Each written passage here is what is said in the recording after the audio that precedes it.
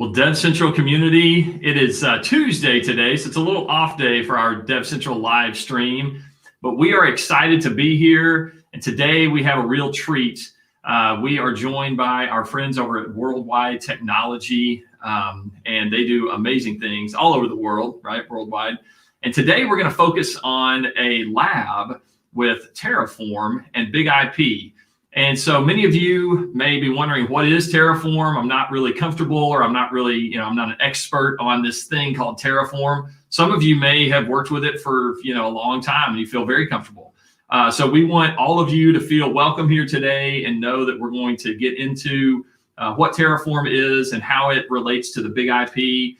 But from a very basic perspective, I want you to think about, the idea of automation. And if you're a Big IP administrator and you're trying to license these things and provision modules and, make changes to virtual servers or pool members or whatever, you don't want to get in there and start typing away and configuring, each little bitty thing manually all the time. It would be crazy. It's just too much.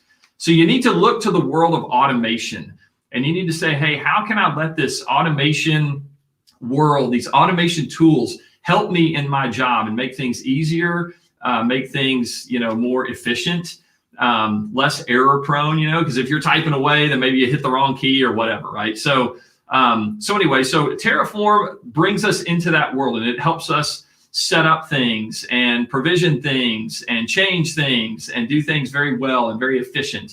And it's a very powerful tool. So with that, I want to introduce our friend Tyler at Worldwide Technology, and he is going to lead us through this lab today. And I want this to be a very, a very interactive experience here today. So just like we always do, we're streaming here live on YouTube, and so feel free to make comments. We've got people that are going to help answer questions there on the YouTube comments, but we can also highlight some. So just to give you an idea of the capability of our YouTube comments, we've got Mr. David Hominy. If you're watching, you have questions, feel free to ask, which is exactly right. And David's going to be one of the experts behind the scenes answering questions. So Nick, I love the question, Nick. Restrooms. Everyone needs to know where the restroom is, right? So here in this virtual world, we're going to say, Nick, you may want to take care of that on your own, but David has even answered that question. It's down the hall on the left. At least we think it's down the hall for you there, Nick. So Nick says thanks. And we say thanks right back to you, Nick. So we see you out there. We thank you for joining us. All right. So with all that said, I want you to feel free to get in the lab with us today. If you don't feel comfortable getting in the lab, you can just watch along with us and just kind of follow along and get introduced to this world of automation and this tool called Terraform, or this technology, Terraform. So anyway, so with that, let me bring on our friend Tyler from Worldwide Technology, and he is going to lead us through an amazing experience here today on DevCentral Connects.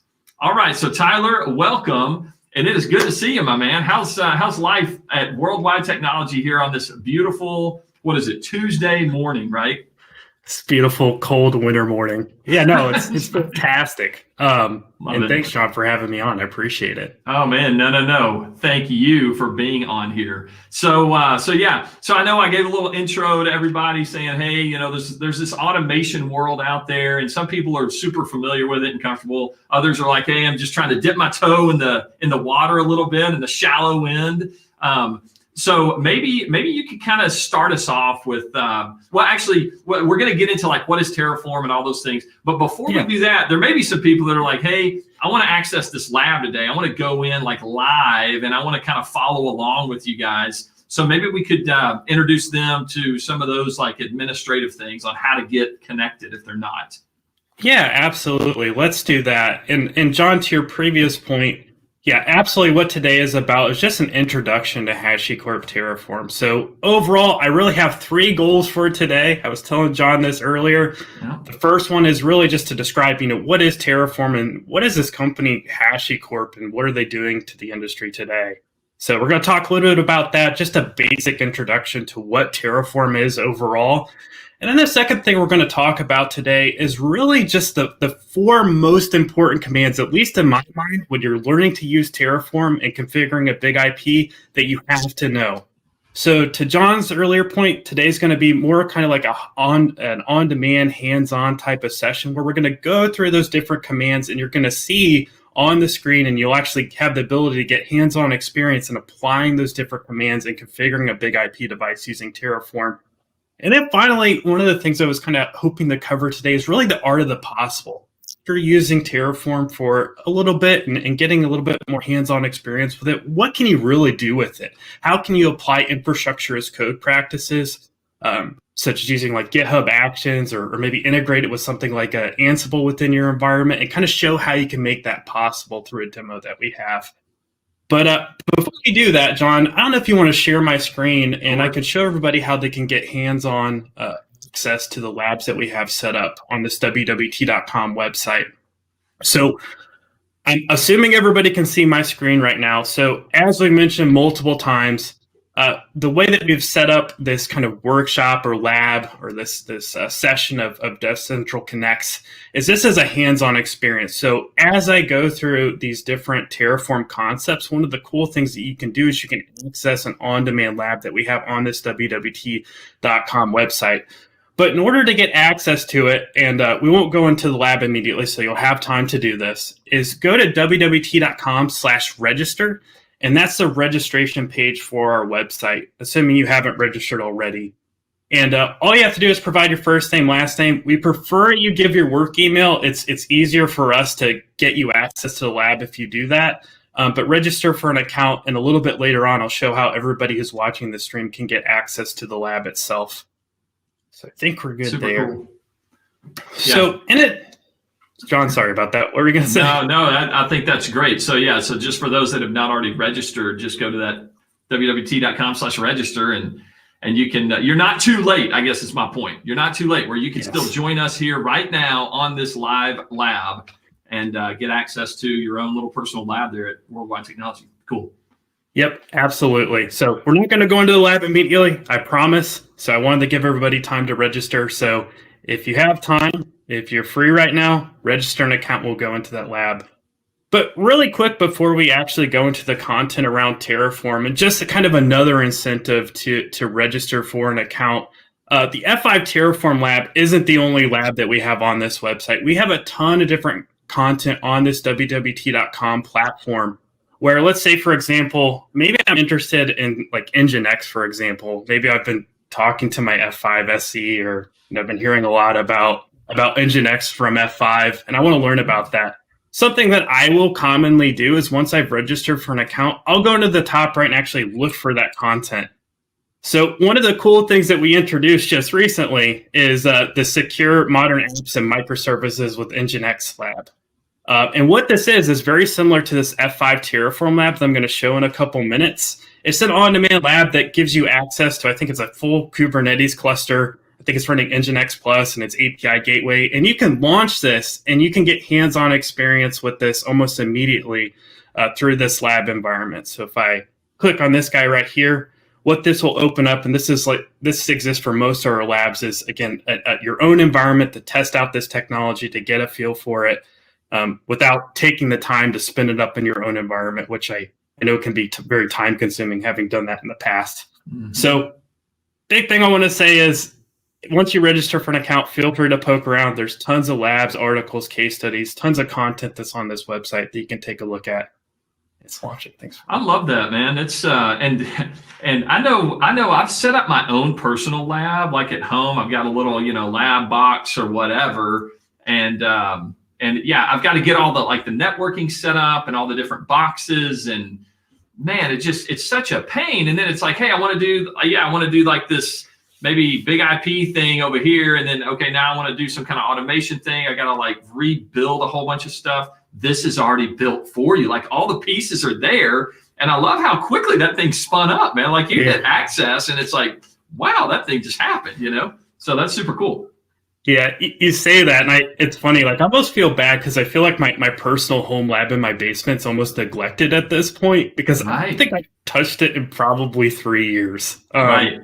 So, So again, if you feel like you're neglecting your home lab, maybe go pat it on the head every now and then, say, "Hey, I still love you, but I'm kind of going to move over to this worldwide technology thing and just let them do all the work." So, anyway, hey, really quick, Tyler, we had a question. David already answered it, but I wanted to just highlight it for those that may be watching here. Takoka T. I hope I'm pronouncing your name correctly. Is the lab free? If so, are there any specific limitations? So maybe we could just highlight that really quick in case people are wondering, hey, do I have to shell out a bunch of Bitcoin for this thing or whatever, right? yeah, that's a great question. So I probably should have said that. But no, these labs are absolutely free. So that registration page that I just showed a second ago, this is all the information that you have to give us. There's no like secret credit card page or anything like that you have to provide. This is the information that you have to give us. That's it. I promise. Yeah. But like I said earlier, it helps if you register with like a non-Gmail or non-Hotmail email. And the reason why is, to that Bitcoin example, we don't want somebody like random off the street to go in here and like spin up a Bitcoin miner. So register with like a work email, and that will give you direct access to those labs, and it'll make things a lot easier for you and for us to get you access to that lab. Cool. No, it's good to know. So it's all free. So it's like, I'm almost thinking, hey, do I even need like a home lab anymore? I could just start to come here, right? So that's pretty cool. I'm telling you, I barely have one anymore. Like, yeah. I haven't touched it in probably 3 years. Like, it's crazy. That's awesome. Hey, another quick comment, just really quick. Aman Singh, I appreciate this. He's used MS Visual Studio Code to write Terraform code, post it to spin up, all that stuff. I'm excited to know how to use infrastructure as code Terraform for automating F5 tasks. Well, hey, we are excited that you are here, Aman, and that's what we're doing today, man. So let's get ready to rock and roll. I love it. Yep, and that's the plan for today. We're going to cover exactly that. Awesome. Good to go, man. Yeah. Alrighty. So I'm going to give people a little bit of time to register, but while we do that, I thought what I would do is just take a little bit of time and kind of talk about really what is Terraform, what for the folks that are brand new to it. And again, who is this company, HashiCorp, Terraform? What are they about? What solutions do they put out there? And why should I care, to be honest? And for the folks that are new to Terraform, and 3 years ago, I was new to Terraform, was in the same spot. What Terraform is about is it's a tool for provisioning and managing cloud infrastructure. And what I mean by provisioning is really the spin up and spin down of the underlying infrastructure that supports the applications within your environment. So things like ACL rules, like routes, like security groups in AWS for permissioning, IAM roles, EC2 instances, spinning up like your VMs inside of a VMware environment. Terraform is fundamentally about that, provisioning those underlying resources that effectively, can run your applications that are built on top of them in your environment.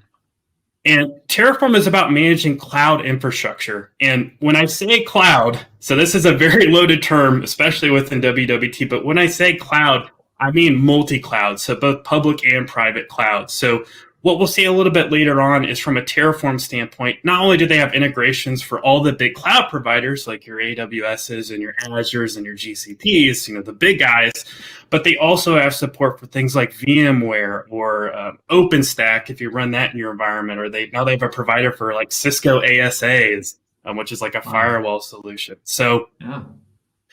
One of the misconceptions that I think when people look at Terraform, one of the things that they immediately assume is it's just for public cloud, and it's not. And as we'll see a little bit later on, F5 is certainly a big piece of where Terraform can kind of integrate as part of that bigger picture. Yeah, I love that. So it's not just one cloud provider. It's not like this is only AWS or only Azure or Google Cloud, whatever. And beyond that, it's not just public cloud, like you said. So if you have your own private cloud, you can still use this thing to do all this provisioning and, infrastructure management kind of stuff, right? So that's really cool. That's really cool. Yep, exactly that. Very powerful tool. Very powerful tool. Hey, really quick, I want to throw one other comment up there. Anise, Anise, we see you out there, man. I know you've joined DevCentral live stream many times, so it's good to see you again, man. Where were you guys? And I'm going to take that as a smiley face with the tongue sticking out. I'm gonna just imagine that Anise is so happy right now, right? This is awesome to lab it up, and it's free. It's not just free; it's free, right? Yes. What else do we want, right? Exactly, Anise, exactly. So, hey, this is why you come to DevCentral Connects, and this is why we partner with our friends over at Worldwide Technology. So, man, hey, spread the word. We got great resources here. So, anyway, just want to highlight that really quick, Tyler. Absolutely, I appreciate that. So, back to this idea of what is Terraform, kind of a more script answer to that. So first of all, it's a command line utility. And what we'll see in a couple minutes, it probably takes like less than 5 minutes, maybe 2 minutes at most to install. And it supports basically every major operating system today. Windows, Mac OS, Linux, you name it, they have support for it. It's open source, which I think is fantastic, because one of the common questions I always get from customers and people that I talk to about automation is they're always curious about, well, how do I know what's going on behind the scenes? Like if we get into a situation where, I don't know, maybe something breaks, how can I look at the underlying logic of the solution and figure out what is Terraform doing? And one of the beautiful things about Terraform, and I think any good automation tool today, is it's completely open source. There's a whole bunch of different Git repositories that you can look at and look at the underlying code and see, oh, when I'm creating a VIP on an F5, for example, here's the API call that's performing to do that. Mm.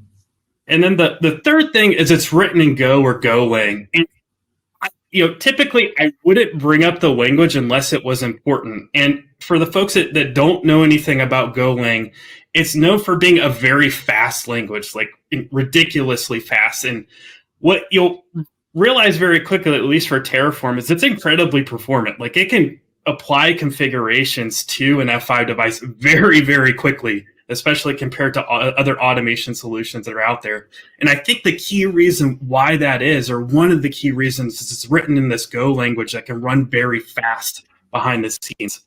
This is also important where if you're a Go developer, if you want to use Go, you can actually contribute code to these different open source projects written in your own Go code, which is kind of cool. It's cloud agnostic, so I kind of hit on that. They don't pick favorites. If you run VMware, you run AWS, you run Azure, you name it, they have some type of support today from a plugin standpoint within Terraform where you can connect to those different solutions. And it's created by this company called HashiCorp, which we'll talk about in just a second. I love it. I love it. And who doesn't love the speed, man? I appreciate you saying it's in Go. And yeah, everybody. I mean, I guess if you're going to move to automation, you're going to move there for maybe a lot of different reasons. But one of them is to let's speed this stuff up, So that's really cool. Well, yeah, you would hope that your automation tool is at least faster than you performing that task manually. Like if it's not doing that, then you're doing something wrong. I'll put it that way. Exactly.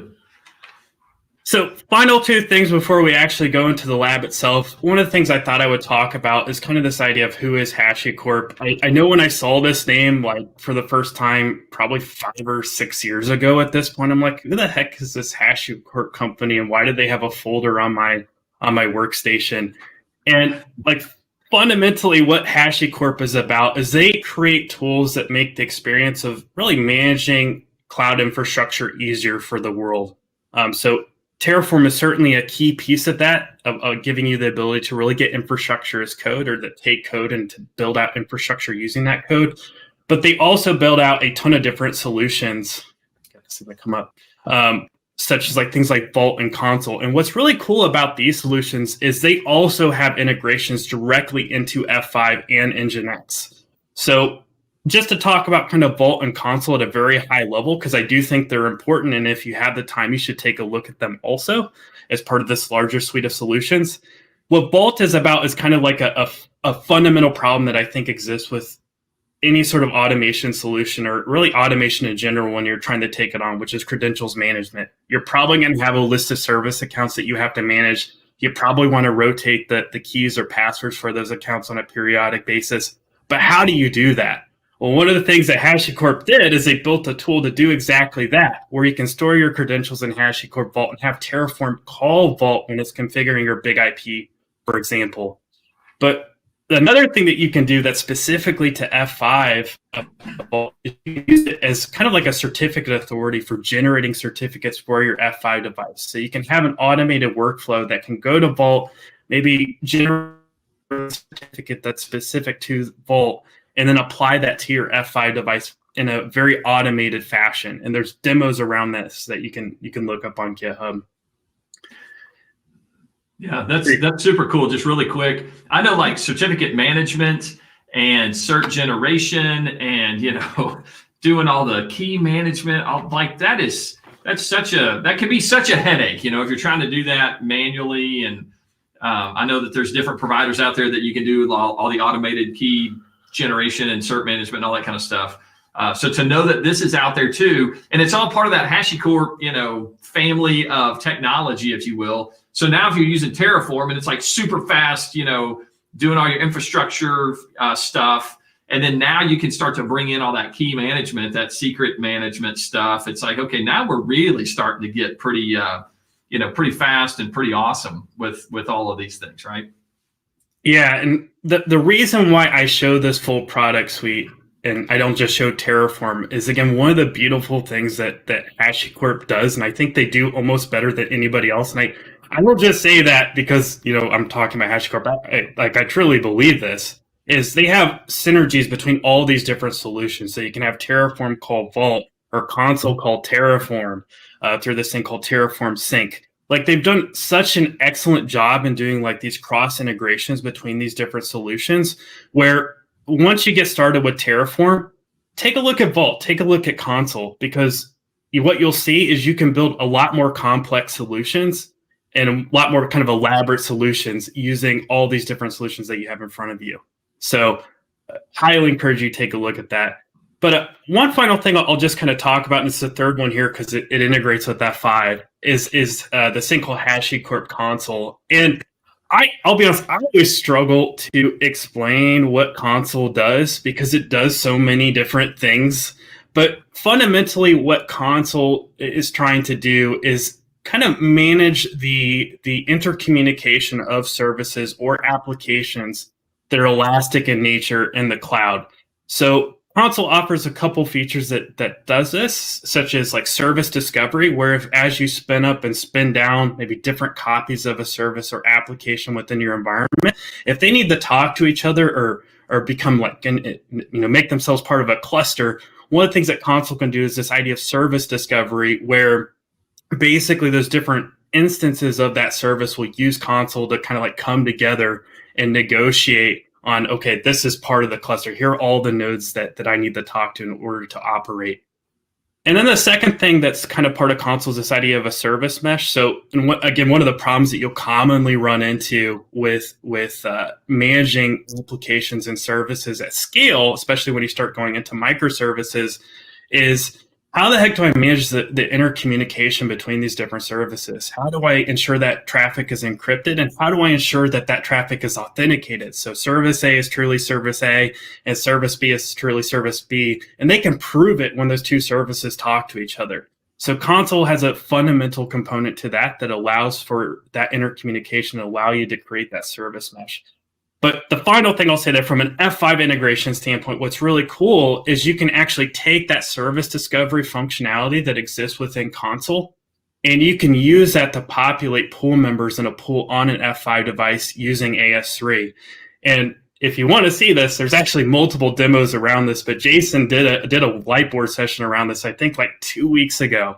So if you go into the DevCentral channel list of videos, you'll see this very quickly. And I highly recommend you take a look at this because he kind of whiteboards out, what is Terraform about? What is Console about? And how do you kind of integrate these different solutions? And then that also links to a video that Eric Chen did from F5. And he did it with HashiCorp not that long ago around how you can take this integration, and he actually demos it out for you. So a ton of great content. Those are my F5 plugs. F5 has done a great job in kind of integrating with the different tools within the HashiCorp suite. Yeah, I love it, man. I love it. Yeah. So, and it is good to know that, hey, as you manage the F5 technology, you obviously you can use Terraform, you can use these automation tools to, to do make all the magic happen on your F5 technology, F5, Nginx, all that, right? So that's really, it's good to know. It can be like magic. Like when you're automating things, to certain people, it does look like magic. Yeah. So I think we're good here. I'm Cool. hoping at this point everybody has registered for a WWT account that's looking to access this on-demand lab. But if you haven't, or maybe you're busy right now, or maybe you're watching this video at a later time, the one thing I'll call out is this lab that I'm about to launch will probably be available, a month, 2 years from now. We might make some updates, but if you're watching this video 2 years from now, you can probably launch this lab. So I just want to make it clear, even though this is live right now, or maybe you're busy right now, feel free to access this lab at a later time. It'll always be available. I love it. So whenever right now is for you, the viewer, this lab is available. I love it. Exactly. Cool. So in order to bring up this lab environment, there's two different things that you can do. So one of the things that we did is we actually put a link at the bottom of this YouTube stream or this YouTube video that directly links to the lab environment. So I think there's two links in there. There's a register link and then there's a link to the lab itself. You can click that link and that will actually take you directly to the lab. Or you can follow along and do what I'm going to do, which is kind of what I did earlier and actually just look for it in our search right here. So I'm going to look for F5 Terraform, and what we'll see, hopefully very quickly, is basically a list of different material that we have around F5 and Terraform. And the one I care about is this F5 Terraform Automation Lab. It's also labeled lab right here. And if you're following along, what you can do is just click on this link right here, F5 Terraform Automation Lab. And what that will basically do is drop us into this page right here that basically gives us a description of this lab that we're about to access and kind of some high-level goals and objectives. You can read this if you want. I'm going to kind of skip ahead, and I'm going to click this button right here that says Launch Lab. So once I click that, what's going to happen is it's basically going to instantiate a unique instance of this lab environment for me that contains kind of this list of solutions that we have right here. And in order to get dropped into this lab environment, very similar to what I did in that Nginx lab earlier, is what you should see at the bottom is this link that says View Labs. And for me, I have a ton of labs open, as I was joking earlier. You got a lot of stuff going on there, Tyler. It's good stuff. Man. Yeah, as I was saying earlier, my home lab's a little bit neglected, and I kind of abuse, if that's the right term, the solution. I'm trying to think of a positive word to use here. You fully work out the Worldwide Technology Lab. So it's good stuff. I'd say I get my money's worth, but it's free, so I don't know what that means. Then you definitely get your money's worth. You definitely do. But for the folks that are watching, what you should probably see, I would hope you would see, is a single lab here under this My Labs section. And what you're going to want to do is, because I have multiple labs open, is basically click on this F5 Terraform Automation Lab link. And it has like a little on-demand lab thing under that. And what that should do is basically bring up this unique page that kind of describes this instance of the lab that you just launched. So it's assigned to me. It tells me kind of the deadline date. So I think we have this set up for 24 hours. So once you launch the lab, it's available for you, or that instance is available for you for 24 hours. But if it expires, you can launch another one, of course. And Tyler, quickly, I was going to say that just when you talk about the 24-hour expiration, I know we just said, hey, if you're watching this 2 years from now, you can still access the lab. So maybe clarify that a little bit, that the lab's always available, and yet there is a little bit of an expiration, component to this. Yeah. So to be clear about that, the expiration starts when you launch the lab. So you're going to get this piece of compute right that's unique to you, and it's available to you for 24 hours. So let's say, for example, I think it's around 10 o'clock right now. Let's say 6 p.m. tonight, I want to go back to this lab and play around with it a little bit more. We could absolutely do that. Just recognize that this instance just expires after 24 hours. But as I said earlier, after it expires, if you want to launch another instance, you can absolutely do that. In fact, I really encourage it. So what I will often do for these different lab environments, and one of the reasons why I have so many of them, is I might have a use case that I want to test very quickly for like a customer that I'm talking to. I'll launch a copy of that lab, test it out very quickly. And as you saw, it spins up very quickly, and then I'll just put it to the side, and it'll expire after a couple hours. And you can do that too. There's nothing stopping you. Yeah, that's cool.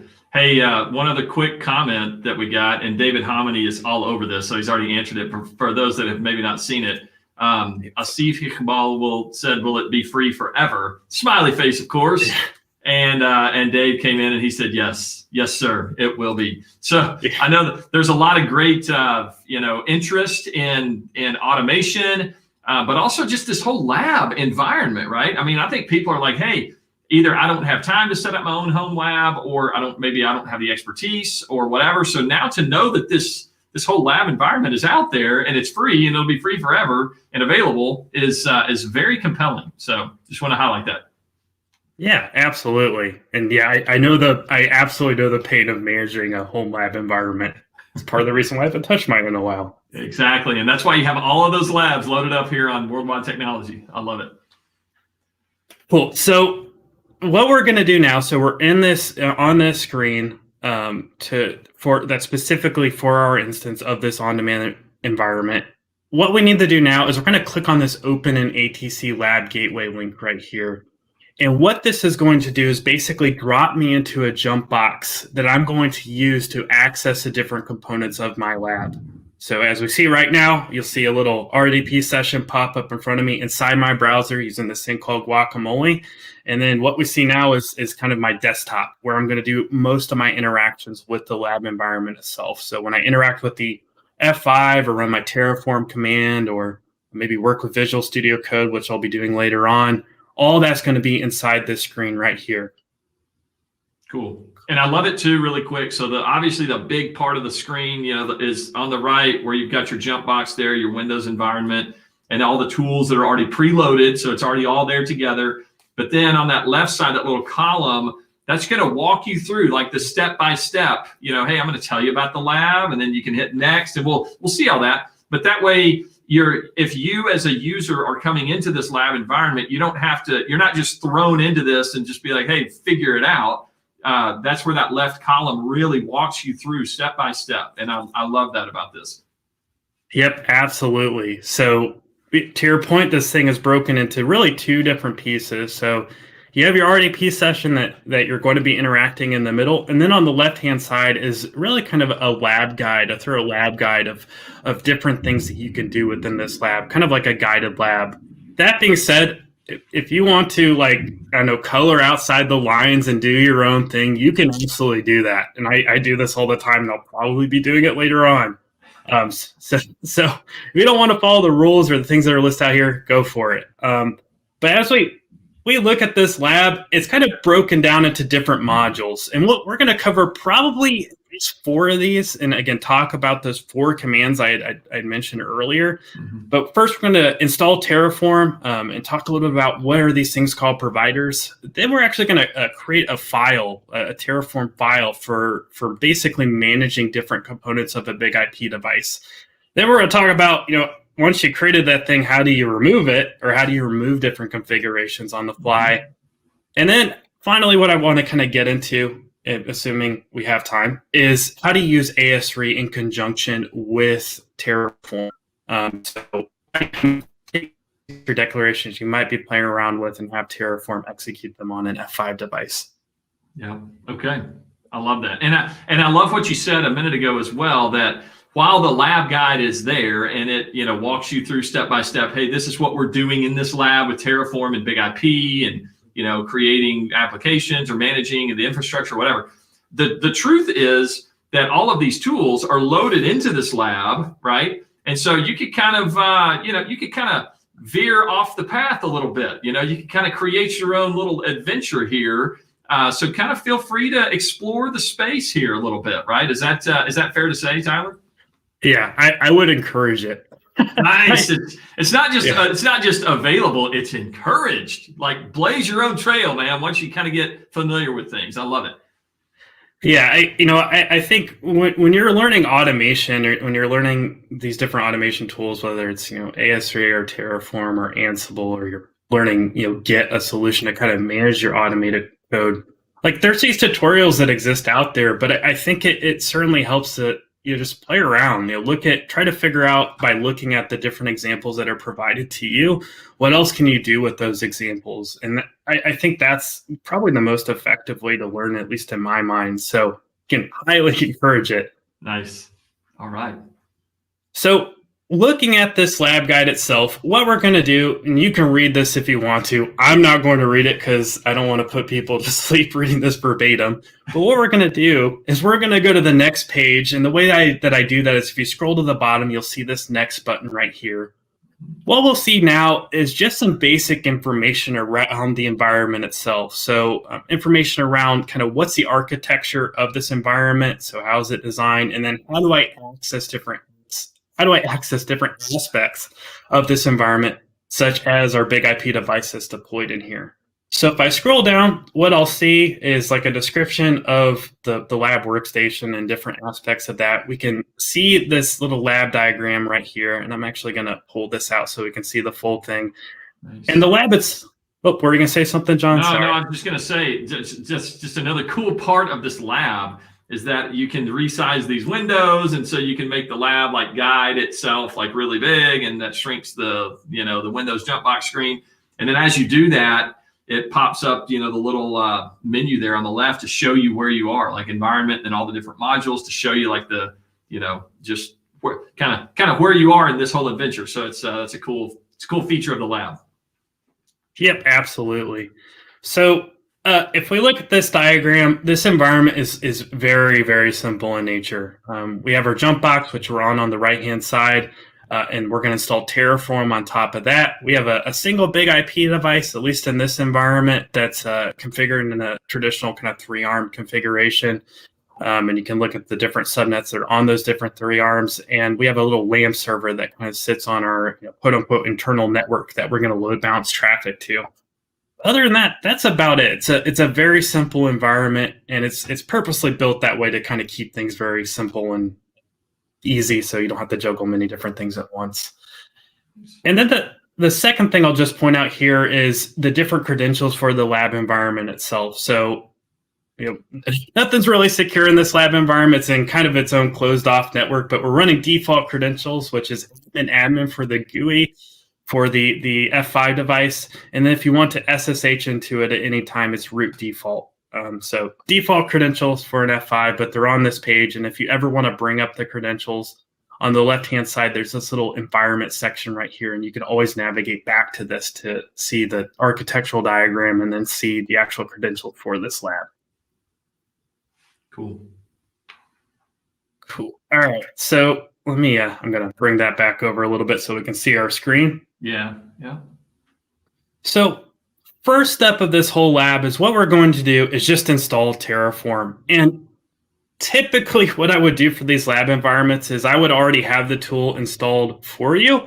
But I do think it's important just to kind of show the installation process of Terraform, because it is incredibly fast. It doesn't take a lot of time and effort to install it. So the very first step of doing that is we're going to run this wget command right here, which is just a HTTP download from Terraform's website of the Terraform executable that's specific to our environment. And in order to do that, we're going to bring up basically a little terminal window using this Ubuntu, like orange Ubuntu icon that we have in the taskbar at the bottom. And I'm going to make this text a little bit bigger so everybody can read it. And so I can read it. There we go. So before I run this wget command, what I want to just show really quick is if I open up this browser, if you wanted to download this on your own workstation, just go to terraform.io, or you could just Google Terraform. It's probably or HashiCorp Terraform is probably the first thing that's going to come up. And you're going to see two different things on this website. You're going to see this little download icon right here, or download CLI, or a download button at the very top. Click on either of them, And what you're going to see is basically the different download links for, again, a large list of different major operating systems that exist out there. So again, if you're trying to download this on your own workstation, they have a Windows executable. It's just an example. It's pretty easy to find these downloads and install them. Cool. What I'm going to do now is I'm going to bring up this terminal window and I'm going to run this wget command. I'm going to actually take this link and install it in this little terminal window right here. So what we should see very quickly is it's going to download that. And the very first step that I'm going to do once I've downloaded it is I'm going to go in here and basically just unzip it. So they put it inside a nice little zip file for you. There we go. And just a heads up for people that are following along, we have these nice little copy buttons right here. You can use those. It helps if you use Chrome, by the way. For some reason, sometimes I have problems with Firefox using these copy buttons. I'll just call that out. Yeah, Tyler, I was going to mention that too. For me personally, when I was using those little copy, because who likes to type out the whole wget HTTPS blah blah blah, right? And you're probably going to forget something. I know I did that when I was like typing it out. If you get the letter T somewhere, whatever, right, and the whole thing doesn't work. So you can copy it there, but when you paste it into that other window, that command line window, how did you do that? What's the little quick command? So what I do, and this is like the typical Windows like terminal or CMD window or whatever you want to call it. There's two ways to do it. So what I'll often do is I click on this taskbar at the bottom and then I'll right click into the window itself. Another way that you can do it is if you right click at this very top part right here and go into edit and then paste, that will also paste it in. Okay. Gotcha. Yeah. Gotcha. I think at some point to that suggestion, now that I'm thinking, we should put like Hyper or like some other like terminal emulator in here that make things a little bit easier. But that's how I do it right now. Because for me, just maybe there's people watching as well that are kind of having an issue with that. For me personally, I did that little click at the top and then click, file, paste or whatever. And it still wasn't quite working correctly. So I ended up just typing it in. And that was true for this, window or for this command line. Once we got into the other part of the lab that we'll get into here in a minute, the copy paste worked just fine. So anyway, so just a little heads up for those. So you may have to type a few things. Hopefully you don't. Hopefully you can do the copy and paste thing. So anyway. Yeah, and the other thing that I'll commonly do, and it looks like we have it linked in here, but we have this lab guide link at the very top. And if you're having problems like copying and pasting between this left bar into the RDP session, you can click this lab link within your Chrome browser, and that will actually open up the lab guide within your RDP session. And you should be able to easily copy and paste between that lab guide and your terminal session that way. So just another option to throw out there. Gotcha. That's awesome. Cool. All righty. So we have our Terraform executable unzipped. And because we're basically using this thing called WSL or Windows Subsystem for Linux, what we're going to do is we're going to drop this Terraform file into a directory called user local bin. And this is a directory that you would have to drop it in if you're on like a Linux machine. So we're going to move it in there. And what we're going to do, just to kind of test this out and make sure everything's working, is we're going to run the command Terraform. And if everything's working properly, which in my case, thank goodness it is, what you should see is basically a list of different commands that exist when you're using Terraform and a description to kind of accompany them. What I will say is this might be overwhelming at first, and it certainly was overwhelming for me, but in reality, when it comes to Terraform, you're going to be using 4 of these, and we're about to talk about one of them in just a second. So all of these commands are important in their own way, and I would highly recommend you take a look at each of them just to kind of feel out what they do. Reality is you only really have to know 4 of them. So we're going to talk about those 4 commands, but I just wanted to point that out if you're looking at this right now. Nice. Another thing that we have in this lab guide is it asks us to check the version of the executable itself or Terraform itself. In this case, we're running 13.5. What I will say is, as you start to use Terraform, what you'll see is there are differences between different versions. So For example, there were some, I won't call major, but some fairly decent differences between 12 and 13 that you would have to take into account. And one of the cool things that Terraform does is they will often provide this upgrade argument right here that allows you to upgrade your files between versions. And it does a decent enough job at doing that. So just pointing that out, the version can be important for the folks that have used Terraform before. In this lab, we're using 13.5, which is a fairly new version of Terraform. Gotcha. Hey, really quick, Tyler. Anise asked a quick question. How did you get that list of commands, those common commands and other commands? Was it just Terraform? I literally just typed Terraform without an argument. And it's basically telling me, hey, Tyler, you need to list out an actual argument for this command, and you didn't provide one. Yeah. And it's saying, hey, we need more than just the word Terraform. Terraform's a good start, but here are all the things, all the arguments that you could use in addition, right? Gotcha. Yep, exactly that. Perfect. So let's start writing some code. Let's actually get moving.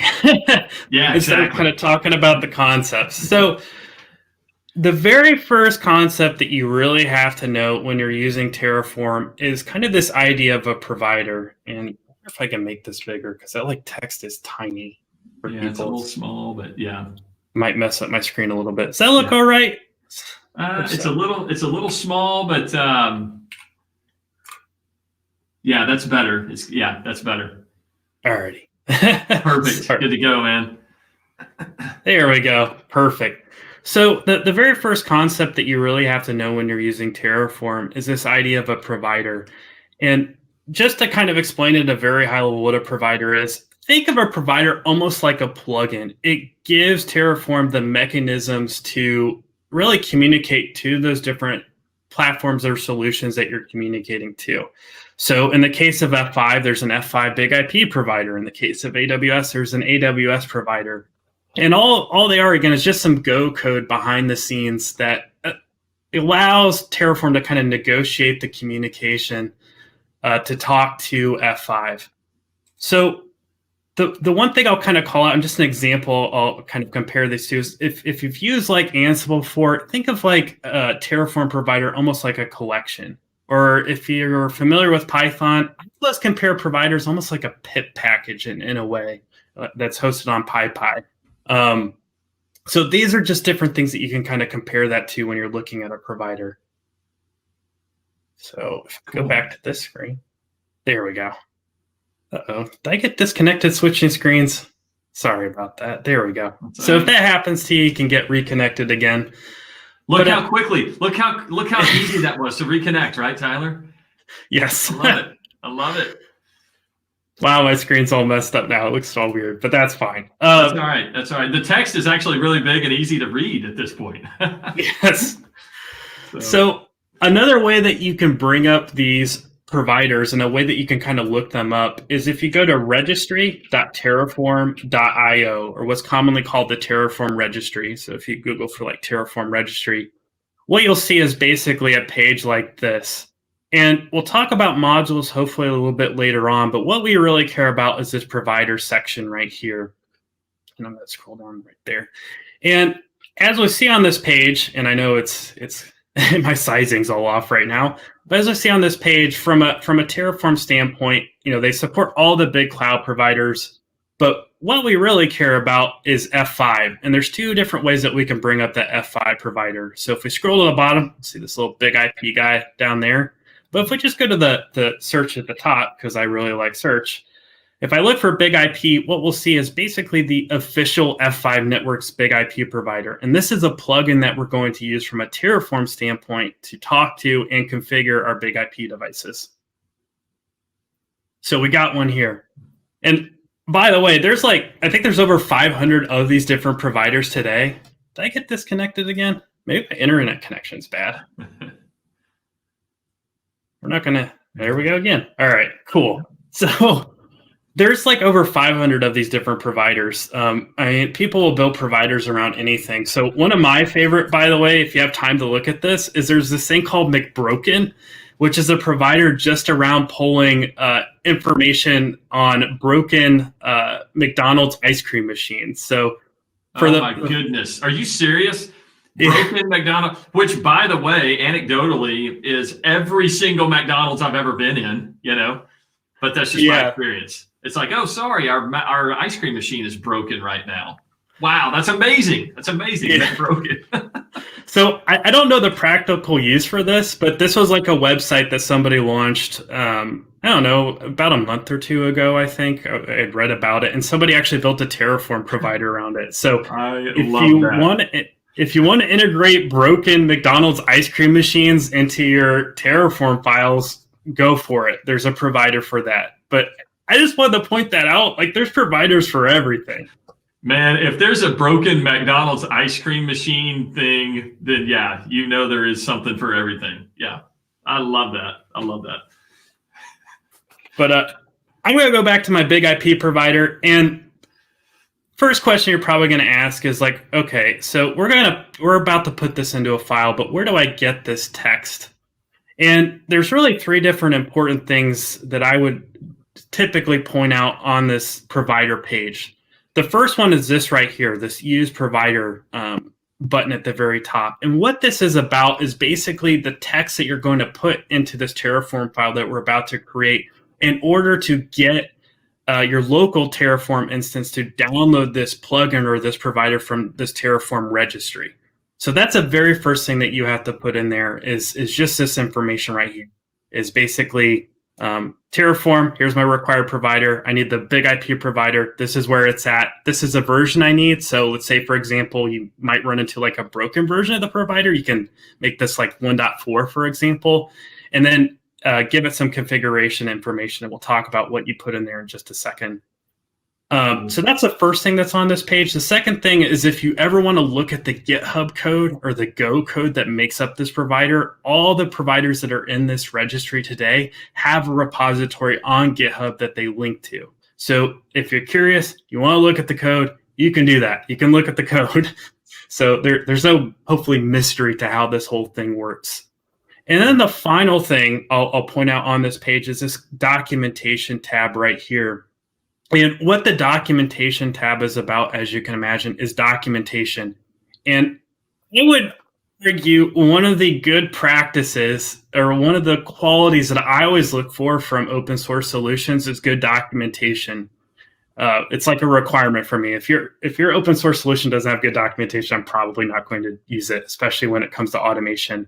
And one of the nice things about Terraform is all these different providers have documentation to accompany them. So for this provider that we're about to configure in just a second, it gives you an example of how you can get started. So what different values you can plug into it. In this case, it needs, of course, like an address, a username, and password. If you want to use token, it gives you information around that. And then it gives you information around what are called resources and data sources, which we're going to talk about in just a second. So the documentation for Terraform, what I want to get at is fantastic. If you have the time, take a look at it. It's a good place to get started. That's a great point, because as you said, sometimes documentation is good documentation is a rare gem. It's a rare find, in some of these cases. So it's really, really encouraging to know that there's good, solid documentation to, out there on Terraform. Yeah, I have stories of trying to deploy open source software when I was a sysadmin, and there was no documentation around it. And and it was like, oh, go talk to the community, go to the forums and talk to them. And it's not a good time. So no, this is a requirement for me. If you're an open source solution, you have to have good documentation, and luckily Terraform fits that. Yeah, that's awesome. That's awesome. So what we're going to do now is we're actually going to take this provider information that you see in front of you, or that we had just a second ago in this use provider section right here. We're actually going to apply this to our Terraform environment. So I'm going to scroll down a little bit, and this also kind of explains the different aspects of what this provider is doing. So if you want to reference, by the way, here's another reference in addition to the documentation you can use. But what we're going to do is just a first step is we're going to click this blue icon. I don't know if it's like an infinity sign or what that is, but it's for Visual Studio Code. Yeah. It's like an infinity sign that didn't finish the infinity part, you know? So Yeah. it's like half of infinity, which is, what is half of infinity? It's still infinity, right? I don't know, whatever. Infinity That's divided a good by question 2. for chat. That's right. Infinity divided by 2. What is it? It's infinity. All right. Yeah. Anyway. If somebody in chat could tell me what that icon is, please do, because I have no idea what it is. That's a good little pop quiz, little bonus quiz for the people watching. What is Visual Studio Code icon? Good stuff. But if you're working in the lab right now, click on that icon right now, and what that should bring up is this thing called Visual Studio Code. And for the folks that have never used VS Code before, it's just another text editor that Microsoft has put out. So if you use Notepad++ or Sublime or Atom or Vim or Emacs, think of Visual Studio Code very similar to that.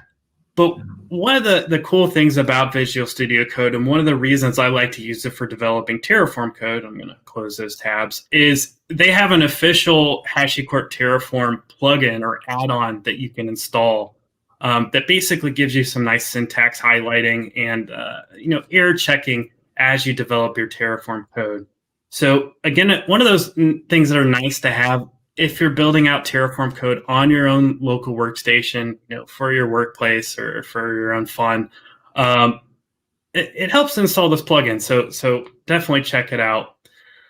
But what I'm going to do is, in order to get started, I'm going to go to this Explorer icon right here, so this little file icon, and I'm just going to click this button that says Open Folder. And what I'm going to do is I'm just going to create myself a new project folder where I'm going to host all my different Terraform files that I'm going to use to configure my big IP device. And this lab guide gives us a suggestion on what we want to call it. This is one of those color outside the lines opportunities. If you want to call it something else, you can. But I'm gonna follow the rules for once and actually follow what's in here. So I'm gonna call it Terraform Provider Big IP. Yeah. And then I'm just going to click on this, and I'm going to click the select folder icon at the very bottom. And what that will do is basically open up a new window of Visual Studio Code specifically for working with my project. So what you should see on the left-hand side is this thing, Terraform Provider Big IP. So that folder we just created, or the name of the folder you just created. Mm-hmm. And what we're going to do next is we're going to bring back up, now it's a black icon, but we're going to bring back my Visual Studio Code, or not my Visual Studio Code, my terminal window or my command line window. I'm going to clear this out. And what we're going to do is basically CD to that directory. So it's our current working directory. So there's a little command right here, and you might have to change it if you colored outside the lines. We'll CD to that. And I'm just going to do a PWD, and I'm in that directory. So for the folks that have never used WSL before, it kind of mounts Windows directories under a weird location, but recognize this is normal. I'm gonna clear that out. And the next thing that I'm going to do is I'm going to create a new file called main.tf. And the importance of main.tf is this is where we're going to store most of our Terraform code. So that provider thing that I just showed a second ago, the different object creations or object descriptions that we're going to provide for like our VIPs or pools or nodes, our VLANs, things like that, all that is going to be in this file. Now, that being said, you do not have to call this main.tf. You can call this file whatever you want. You could call it master.tf. You call it bigip.tf. Terraform does not care. You can call that file anything. And not only that, you can put the different things that I'm going to put in this file into multiple different files. So as you look at different examples of Terraform code, what you'll commonly see from people is one of the ways that they organize their code in like their GitHub repositories is they might have something called like bigip.tf, and that's the configurations for the big IP. And they got something called webservers.tf, and that's the configurations for their web servers. It's one way to do it. I'll put it that way. There's also best practices around naming, but the whole point I want to get around here is you can call this anything you want. The name isn't important. And one of the beautiful things about Terraform is you can organize this code any way you want. Nice. It does need to have the .tf, though, extension. Yeah, put a .tf in there. Yeah, name it whatever you want, .tf. Cool. So what we're going to do now, and I'm trying to follow the lab guide so I don't skip ahead. what I'm going to do now is I'm going to open up my Visual Studio Code window again. And as we should see now, you're going to see that main.tf file there, or whatever you called it. And we're going to click on that. And what we're going to copy and paste in there is basically that provider information that we just showed a second ago, plus the credentials that we're going to use under this provider area to authenticate and configure our big IP device. Cool. So I'm going to copy this guy right here. Let's see. Let me close this right here so this is out of the way. There we go. And as I do that, what I'm going to do is I'm just going to do a file save. So this is saved on my local file system. So one thing I'll kind of call out around this, we've kind of talked about at least this provider section right here, but one of the common questions I will get from people all the time is, oh, you got a plain text password right there.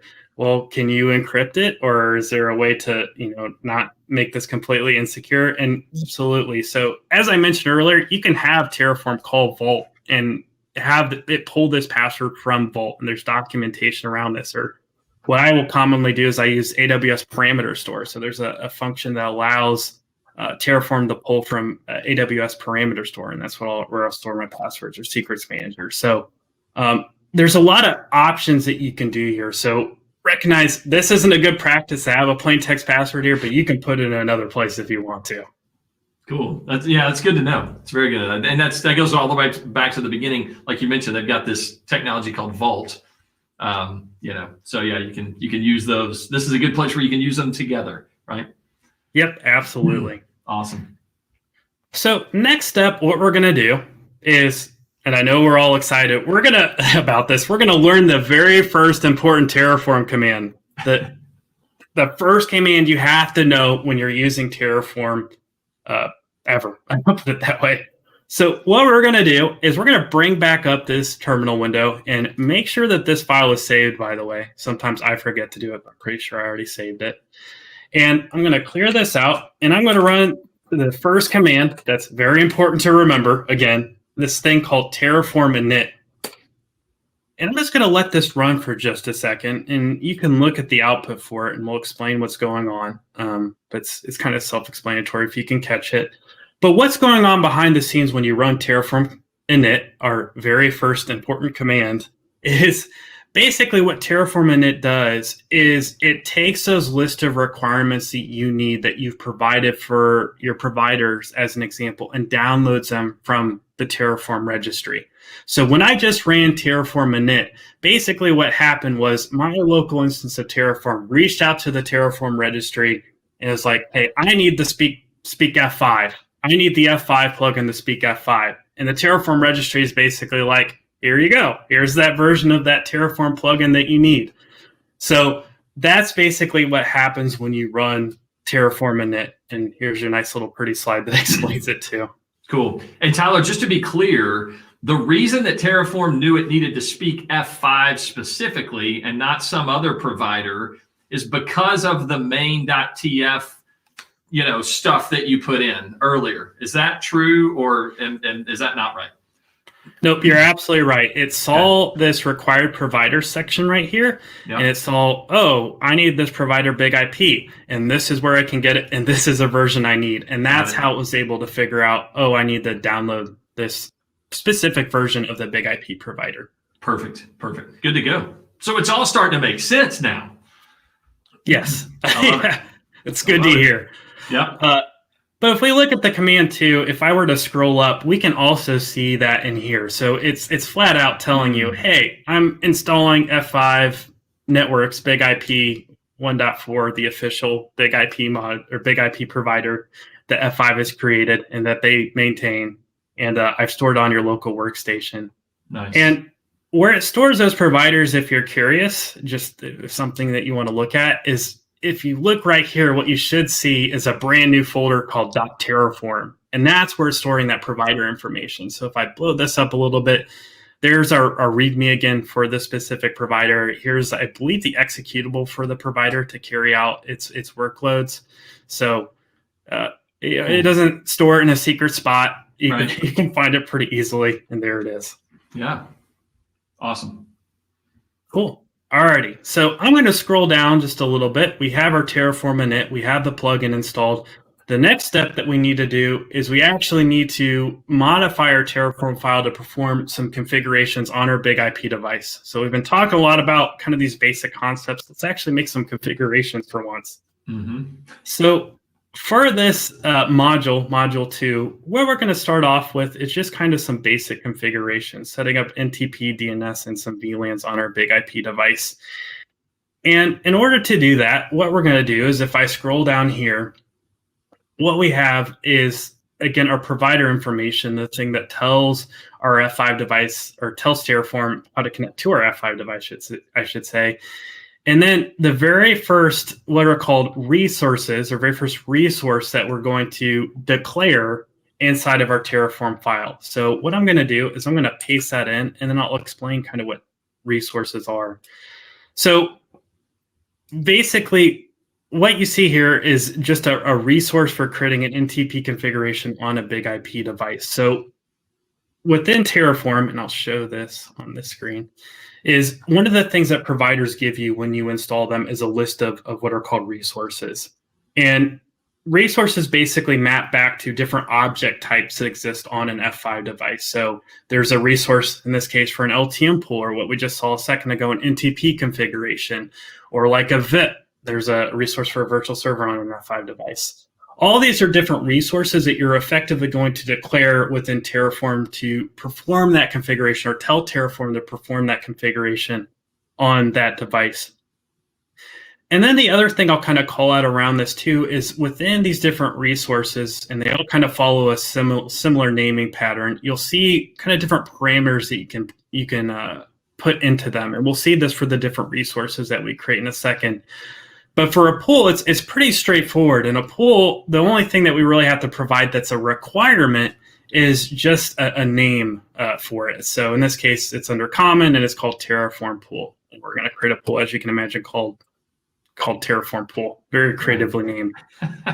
It's a good name, though. Yeah, I know you talked about naming conventions earlier, and sometimes people just are like, "Hey, I'm going to name it 1, 2, 3 ABC." It's good to be very descriptive in the name, so that's kind of cool. Yeah, absolutely. So the next thing you might be asking yourself is, okay, so we have these different resources. They get downloaded as part of the provider. How can I find information about these resources or configuration types that are supported by the Terraform provider as I install it? So very similar to what we did earlier, you can actually very easily look up this information inside of the Terraform registry. If I can get to this window. There we go. All right. But if I go back to the Terraform registry and we go back to this documentation section that I showed earlier for Big IP, as I mentioned, there's this thing called resources on the left-hand side.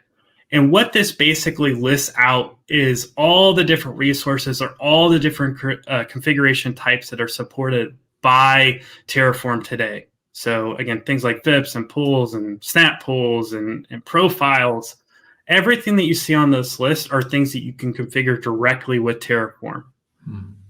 That being said, one of the caveats and one of the things that I will call out is this list today, there's still a lot of things that are missing. Like, for example, there aren't things in here around GTM. So if you're like me, I would probably ask, like, okay, how do I configure GTM with Terraform? And one of the cool things that you can do with Terraform is you can actually call AS3 declarations also, which has a much more vast list of features and objects that it can configure. Or as we'll show later on, you can have Terraform call Ansible and have Ansible perform that task for you. So just kind of calling that out, if you're looking at this list and you're thinking, well, I want to configure a GTM wide IP. Well, you can absolutely do that. There's just a little bit of workarounds that you have to do exactly that. Okay. That's good to know. There is a big list of stuff, but as you said, there may be a few things, that are not there. So it's good. By the way, John, I think we got an answer for the Visual Studio Code thing. You know what? Let's just take a quick break here in our regularly scheduled programming to highlight Mr. Takoka T. I hope I'm saying that right. He's got the cat icon. He's loving life. He's doing his thing. But he looked up the Visual Studio Code logo So okay. So I guess it was supposed to be two circles representing the internet and intranet with an X between them.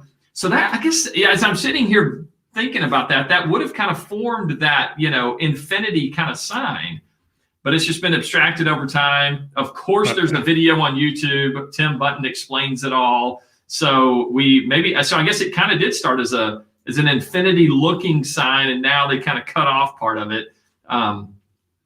As people do with logos, right? I mean, logos tend to change over time. Good stuff, man. So Takoka T, thank you for looking that up, man. Gold star for you. You get our super bonus prize, which is you get to learn about Terraform today. I love it. There you go. Good stuff, man. I don't see it, but I'm excited to hear an answer for it. So cool. Nice. Which, by the way, you can go watch, you who are watching this today, go watch the video on YouTube of Tim Button explaining that. But don't watch that YouTube video until you finish this YouTube video, of course. Yes, absolutely. So one final thing I just want to show really quick with this page. So very similar to our provider documentation, one of the things that I can do is for the big IP sys NTP resource that we're about to use to perform an NTP configuration, I can go into there. I can click on that link on the left-hand side.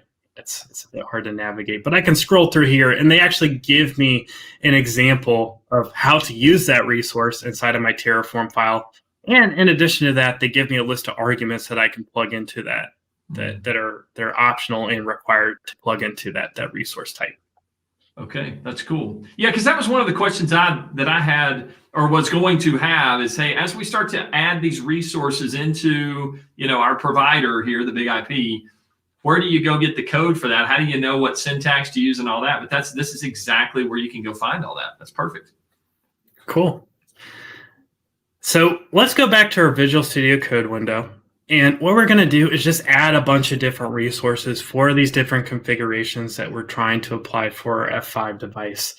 So if I scroll down, and one of the things that we might need to change here is I wish it was a big blob of text, but as I walk through these, so we're going to add another resource. It's for Big IP Sys DNS. So this is for the DNS configurations on our Big IP. The next thing that we're going to add is another resource, and there's a lot of them. It's a resource for Big IP Net VLAN. So as you can imagine, that's for a VLAN, for our internal VLAN in this case, as we can see by the name. Yeah. And then the next thing that we're going to add is another VLAN. I'm guessing this is our external VLAN. Let's see. EXT. There we go. EXT, I think, gave that one away, Tyler. That's just my thought. EXT is the external VLAN. Love it.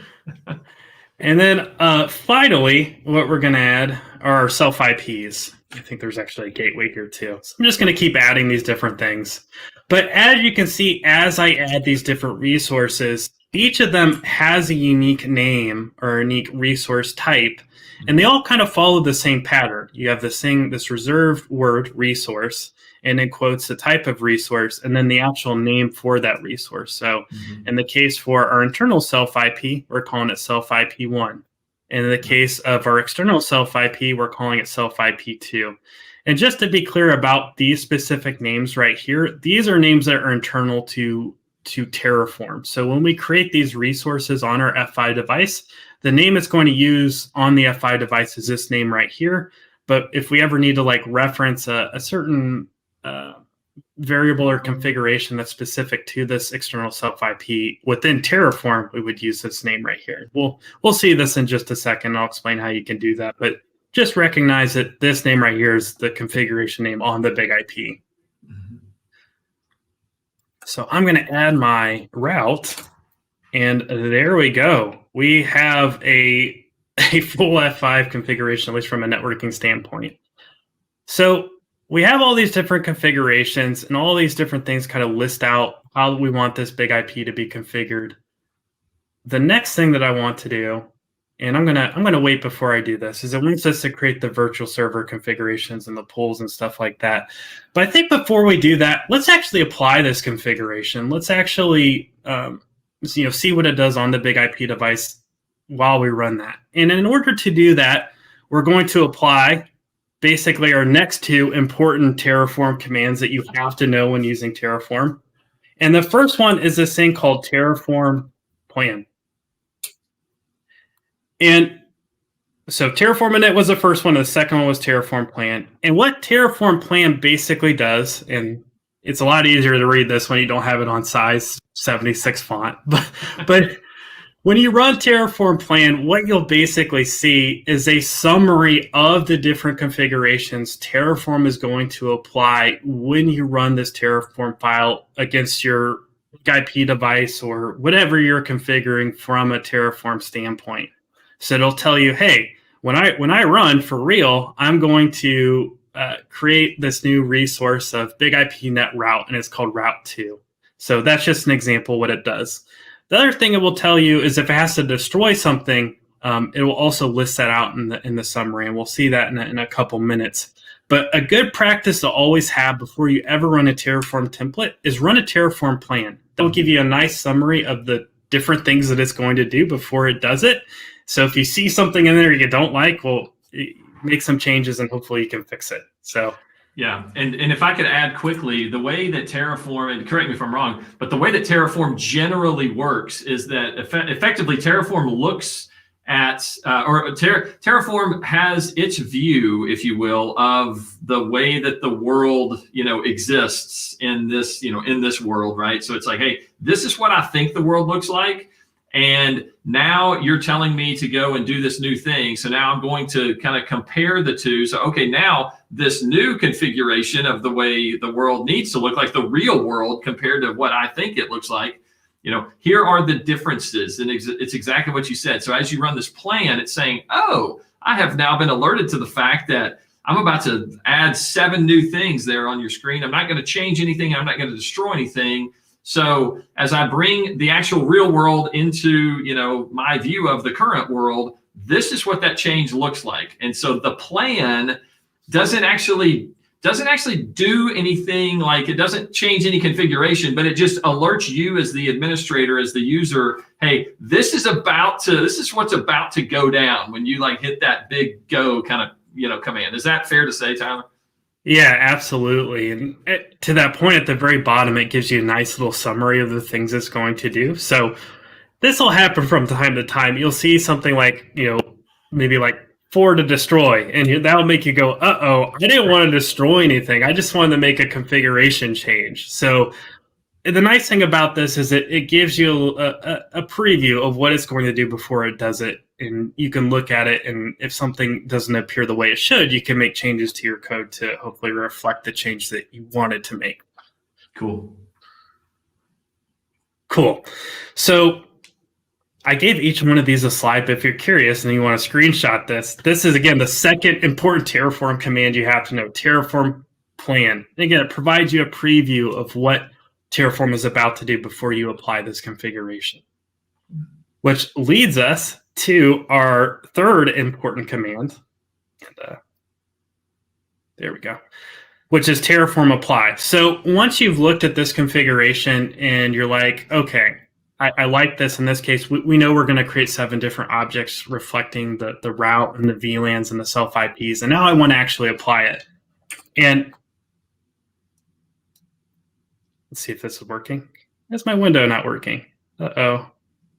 I lost my connection. All right, let me refresh this really quick.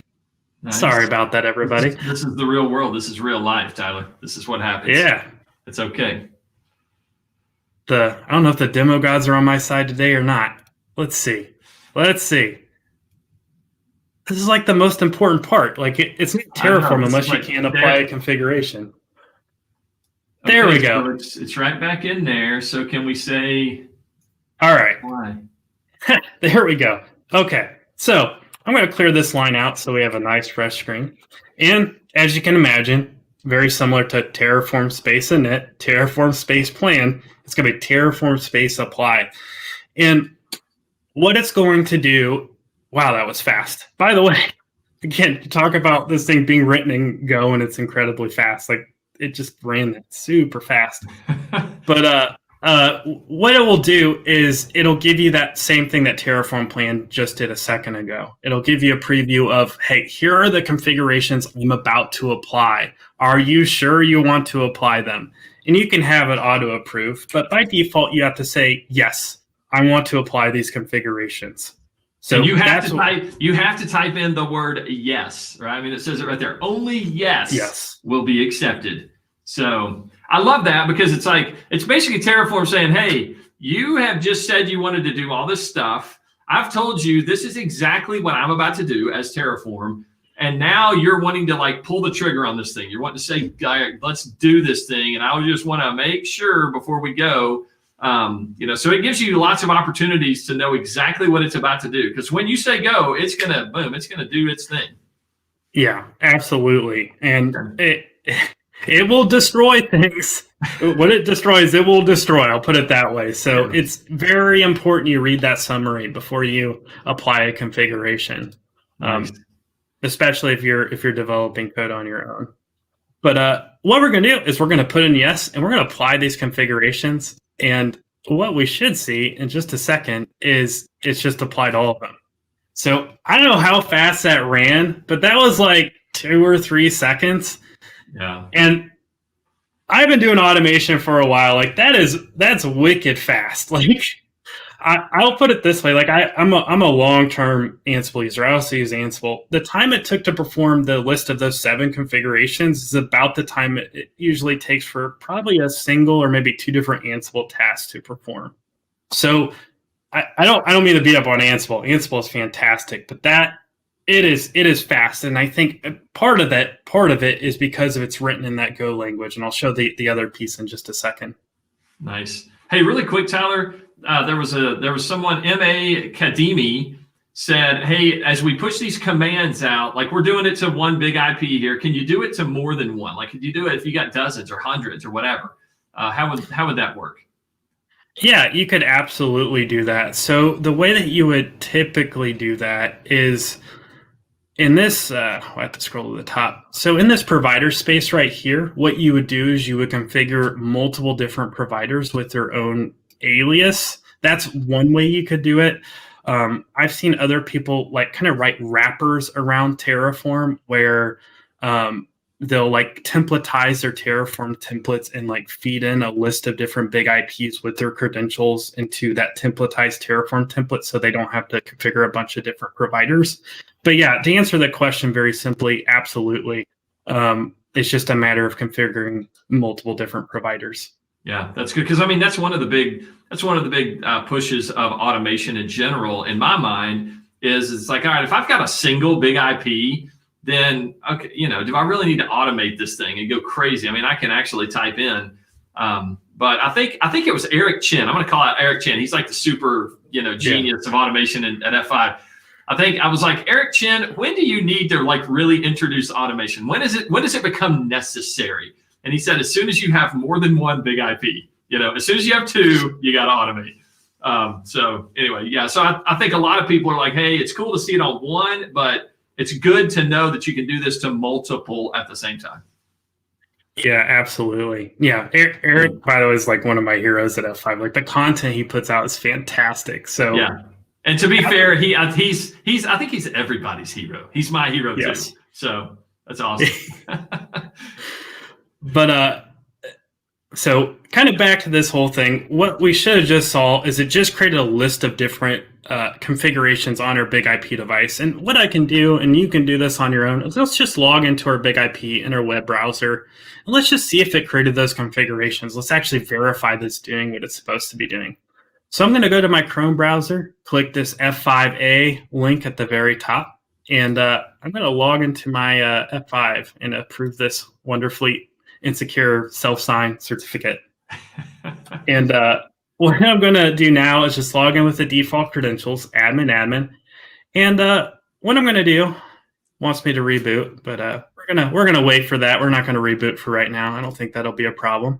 But I'm going to go to my self IPs right here. I'm just going to make sure it created those self IPs really quick, and it did. So I think it's working. I hope it's working. I've kind of proven it, but just making sure. So It certainly looks like it's working. I mean, everything you put in that Terraform stuff is now on the big IP. So that's awesome. Hey, one other quick thing back on the Terraform inits. Oh, you know what? Hang on. I'm going to show this one first. My name is pronounced Taco Cat. Taco Cat. Oh, I see now. I see the T's. The T's are capitalized and everything else is not capitalized. I see you out there, Taco Cat. Good stuff, man. Their avatar's a cat. So how perfect. And that makes sense. Goodness, man. This is me being a little slow this morning. Good to go. Hey, so on the Terraform init, does that run a full Terraform plan command in the background, or is it a shortened check? Does that make sense? Yeah. Yeah, so what Terraform init is doing is it's just looking at the dependencies for your Terraform file. So it's looking at basically that, well, I can bring it up too. It's looking at the list of required providers and the providers I'm referencing here. So in this case, big IP. And then the other thing it does, which we haven't talked about, is it looks at the different what are called modules that you are using within your Terraform files. But outside of that, that's all it does. It just downloads dependencies. Again, I would compare it, if you've used Python, think of it like a pip install, kinda, or like a npm install if you've coded in like Node. It's just a dependency downloader. Just downloads dependencies for your Terraform files. Cool. That's awesome. It's good to go, man. Yeah, it was a good question. Just wanted to highlight that really quick. Also, really quick, David Hominy. Not to be outdone, we've emojified the Taco Cat. So anyway, well done, Mr. Hominy. Well done. All right, back to the stuff. Cool. So one other thing I kind of want to show off here, just as a fundamental Terraform concept that I think anybody should know as they use Terraform before we create these different VIP objects. And this is how I'll know it's actually working until I get these VIPs working. But one thing I wanted to show off here is if we look at this directory right here, one of the files that you may have noticed has gotten added is this thing called a Terraform TF state. And one of the things that Terraform does by default and as part of its overall architecture is it will create what's called a state file. And basically what a state file is almost like a record of the different configurations that Terraform just applied to that big IP device or to whatever platform that you're managing. So as you make different changes, one of the things that Terraform will do is it will look at the state file and ask itself, hey, based on this state file, this is the last record or last state that I've known this device to be in. And then it'll look at your main.tf in this example and ask, what has changed? Mm-hmm. So just as a quick example around that, and why the state file is important is, let's say, for example, let's go back to Visual Studio Code and go back to our main.tf. Let's say, for example, I went in here and I just removed this route, removed route 2, and then saved it. And then I went back to my command line and I ran Terraform apply. Perfect. It worked exactly as I was hoping. One of the things that you'll notice here is it will basically say, hey, I noticed based on the last version of that Terraform file and the last version of the state that I was able to pull from that F5 device, there was supposed to be a route 2 there. But within your Terraform file, you've removed route 2. It's gone. So I'm assuming you want to remove it as part of your next configuration. So when I do an apply here, it will actually destroy it. And the way it's able to figure that out, again, is through that state file. It looks at the Terraform file, it looks at the state file, and asks, what are the differences here? What has changed since the last time I've looked at that F5 device? And what are the changes I need to make in order to get my F5 into the state that's being defined inside of that Terraform file? Nice. That's super cool. That it keeps up with all that stuff. So I won't say you don't have to keep up with it, but it's cool that it does keep up with it, right? And it lets you know exactly what it's about to do. Also quickly, you went straight to Terraform apply right there. So I was just going to note that when you go Terraform apply, it actually still runs the plan. Like it still gives you the plan output there. Is that right? Yep, absolutely. So I kind of broke my own rules there. You really want to run plain before you run apply, but yeah. But I can Yeah, say no here, and it doesn't apply the changes. sure. Okay, cool. So I'm just calling that out, and not to use buzzwords because I think at this point like the word is overused, but the term that to kind of apply is the word declarative. So when people describe Terraform as a tool or a language, it's a declarative language, very similar to how people describe AS3 as a declarative language. And what they typically mean by that is kind of what you see is what you get. You're telling Terraform, these are the things that I need. And as I remove or add things, you want Terraform to kind of follow along with those changes that I'm making to this main.tf in this case. Nice. And then the one final thing I'll kind of point out, just at least around state, is I kind of best practice around using Terraform is to store your state files in some type of third-party location. And there are these things called remote state plugins or providers that allow you to do that very easily. So if you want to store that state file in like Terraform Cloud, which we'll show a little bit later on, or inside of S3, which I commonly use, or Azure, you can absolutely do that. And the importance of storing that state file in a third-party location is the state file is basically the blob of text that, again, allows Terraform to keep a record of the last known state of your infrastructure, the last known configuration state of your infrastructure. And if you lose that file, it can be kind of a mess trying to rebuild it. So having that stored in some type of third-party location is kind of nice to have. And I have known like folks that I work with that have had SSDs blow up on them and they lost their state file and they've had to rebuild it. So yeah, store in a third-party location if you can. It's a good idea. Good practice. Cool. So what we're going to do next is we're actually going to build out the rest of this template. So now the even more fun part, we're going to create our VIP, our pool, our monitors, all those different objects that are part of this larger configuration. So again, very similar to what we were doing earlier with like our self IPs and our routes and things like that. Hey, Rich, really quick, do you need to add that route back in there? Oh, thank you. It kind of made me nervous for a second. Thank you. So, thank you for pointing that out. You just saved me. It would have let you know that though. In Terraform's defense, it would have been like, hey, Terraform apply. It would have been like, hey, I'm about to destroy Route 2, right? You sure? So anyway. Yeah, absolutely. Yeah, I'd have to go back there and be like, what the heck is going on? Right. So what we're going to do is just kind of copy these different resources or configurations that we want to apply to our big IP. So we're adding our nodes. We have our monitor right here that we're going to monitor those different pool members or nodes. We're going to add our pool. And then we're going to attach our pool members to our pool. Cool. And all of this syntax can be found back on that same page we were looking at earlier. Is that right? Like the general syntax and arguments and all that stuff? Yep, exactly that. So every single one of these resources, all the parameters that we're plugging into these different Terraform resources are all in the documentation. And all these resources, the code for them is supported by F5. They've written this code. This is official F5 code. Yep, good to go. So obviously you can name your node whatever you want. You can name your pool whatever you want or your virtual server. But the actual syntax of getting it applied and configuring it and all that is out there for you to be able to use. Yep, exactly that. Perfect. So what we're going to do now is we have our different VIP configurations and stuff like that. So very similar to what we did earlier for like our different system configurations, like our self IPs. We're going to do another plan and see what are the different changes that Terraform is going to apply with these new resources that we've added to the template. Cool.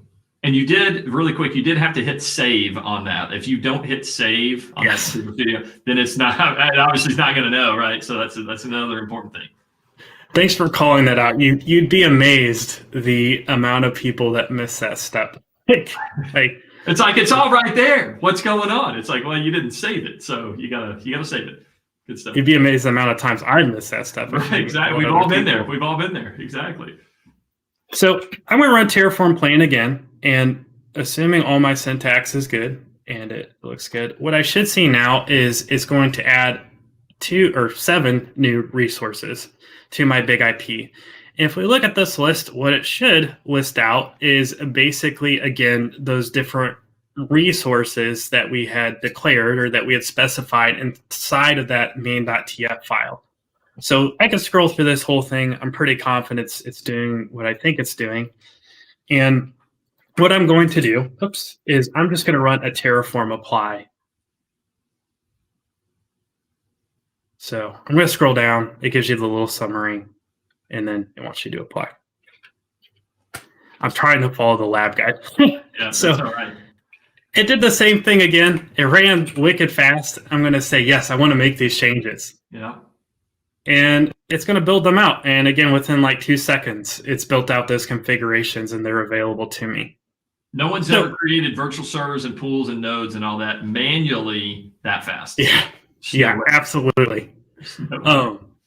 So I'm gonna scroll down. It lists out all the different things it's created. But the next thing this lab guide at least wants us to do is it's having us go on the big IP. We've done that, but what we want to do is actually test out the actual VIP that we just created on that big IP device. And the nice thing about this lab guide, which I like this idea a lot, is that we have a nice little bookmark up here for application 0 for that VIP we just created. And I'll just bring up virtual servers and we see it there too. If I open up a new tab, and if everything's working, which it is, we should see our actual VIP working. We're not getting connection resets. And we're properly load balancing against our nodes. I think we might have persistence here, but it's working properly. So that's awesome. That's perfect. So there we go. So we have our VIPs, but one final thing I kind of want to show off here is really the final important command that you have to know when you're using Terraform, which is at some point you probably, if you're like me, you want to destroy this stuff. Maybe you want to tear it down very quickly. And one of the ways you can bring down individual resources is you could like delete it from the file, which I did just a second ago with the route, and when I removed it, said it would do a destroy. But maybe I want to destroy it all. Mm-hmm. And if I want to destroy it all, that's our fourth important command. So this Terraform destroy. So we got Terraform init, we got Terraform plan to like plan out our files, we got Terraform apply to apply, and they got Terraform destroy to basically rip down all this infrastructure we just built out if we want to do that. So what I'm going to do here is I'm going to just run a Terraform destroy. And very similar to our Terraform apply earlier, it's going to give me another summary that basically says, hey, here's all the different things that I'm going to do. And in this case, I'm going to destroy all these different resources that you have specified in your Terraform file. And what I'm going to do is I'm going to do yes. And just as quickly as applying them, it's destroyed those resources. So I want to show like this is fast, like it is super fast in destroying these objects as it is in applying them. But I'm going to reapply them, and to the point, if you want to bypass that yes or no, you can do this thing called auto-approve. It's a command line argument here, and that will just immediately apply it. Well, I'm going to recreate these objects. So I've destroyed and recreated these in like less than 5 seconds. Yeah, it even tells you up there. It says like creation complete after like 1 second or whatever. Yeah, many of those it says creation complete after 0 seconds. So yeah, it's super fast. But one of the cool things I'll kind of point out here, and another reason why it's so fast is I've been kind of skimming over this, but one of the things that Terraform does is it tries to figure out the dependencies between your different objects that you have declared inside of your Terraform template. And just as a quick example, let's take the example of our self IP, for example.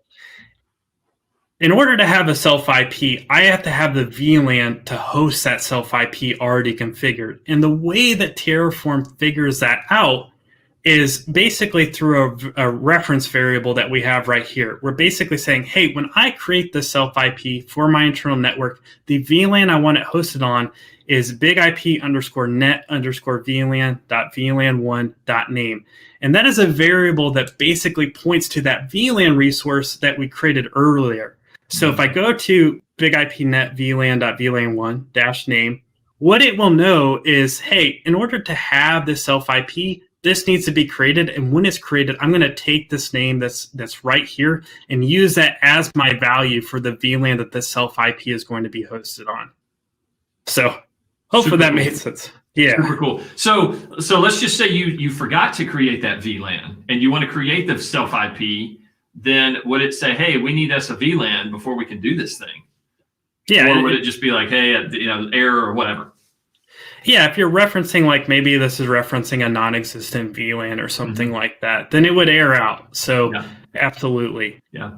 And one other thing I was going to point out quickly, Tyler, is when you did Terraform destroy a second ago and it destroyed all 14 of these objects or whatever, it was important to me to note that this main Terraform file that we're working with or adding all these resources to and everything, it did not delete that file. Like everything's still in the file, right? So anyway, I just wanted to point that out as well.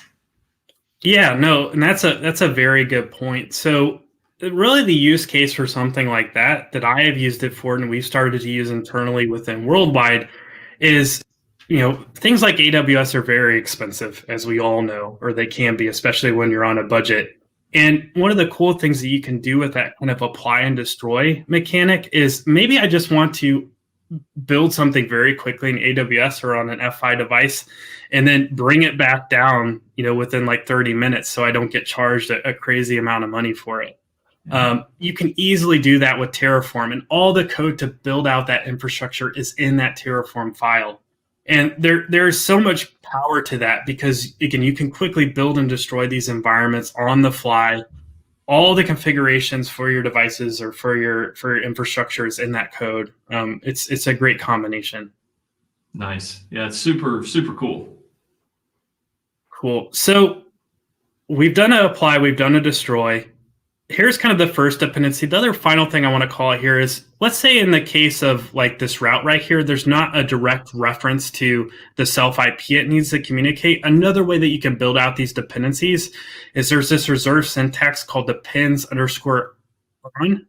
You can do an equals here and you can specify the actual resource name. So in this case, big IP, net, self IP2, and that's a requirement in order to build out this route. So the thing I call out here is if the dependency isn't explicit through using these variables, you can make it explicit through using this depends on syntax that we have here. Nice. Cool. And then the final thing I kind of want to show that I think it's kind of a cool feature of Terraform in my opinion. And if you want to call this a fifth command, that's just kind of nice to know. But it's this command called Terraform Graph. And what Terraform Graph allows you to do is, let's say, for example, I want to visually map out and see those different dependencies that exist between those different objects that I've created on this big IP device. And this is going to be a lot of scrolling to copy this. But what I can do is I can run this Terraform Graph command, and it will basically spit out a bunch of what's called digraph code that I can copy and then paste into a digraph graph generator. So that's what I'm going to try to do right here, if I can copy all this. And I think if I look up digraph generator, let's hope this is it, in Google, I could bring up this graph viz online website and then paste my code into here. And then very quickly on the right-hand side, what you should see is basically a visual model of those different dependencies. I'm trying to bring this up into a single screen, but a visual model of those dependencies that Terraform is building out between the different resources or objects that you have defined in your Terraform file. So what this is about is, if you want something pretty to print out and show your wife or maybe show your boss as to what you do for your job, you can take this and show it off to them. But I think this is really cool. Like, if you want to see visually how is Terraform working underneath the covers, you can do that through these little digraph graphs. I love it. Hey, Tyler, we've got the holidays coming up. People are looking for presents. I think this would be a great one. Just print it out, put it in a frame, It almost looks like a Christmas tree. I think you're halfway there. So it does. Halfway there. You're like the Visual Studio Code icon, where it started out as an infinity sign and it moved to halfway. This is, I love it. There you go. I love it. It's a Visual Studio Code version of a Christmas tree. That's right. That is super cool, man. So it gives you all the syntax, all the code you need, and you just pop it into digraph. So that's awesome. Yep, absolutely. Good to go. So I'm going to go to the next thing on the lab guide. This is where we do a destroy, but we have about, I'd say, 17 minutes left. And what I want to do is, if you want to continue on this lab guide, you absolutely can. In fact, I would highly encourage, if you want to see and go through the steps of like integrating declarative onboarding or AS3 into Terraform, the steps of that are in the later parts of this lab. And again, if AS3 is your thing, I'd highly recommend you look at that. But what I thought I'd do is kind of demo and show really a couple additional functions of Terraform once you've gotten into more advanced use cases. And one of those things are these things called modules. So at the very beginning, as I brought up that Terraform registry, one of the things that I kind of brushed over and ignored, and I've kind of brought up to Terraform modules a couple times, is this idea of a module. And what a module is within Terraform is almost like a pre-packaged list of resources or a pre-built list of resources that basically build out a certain type of infrastructure.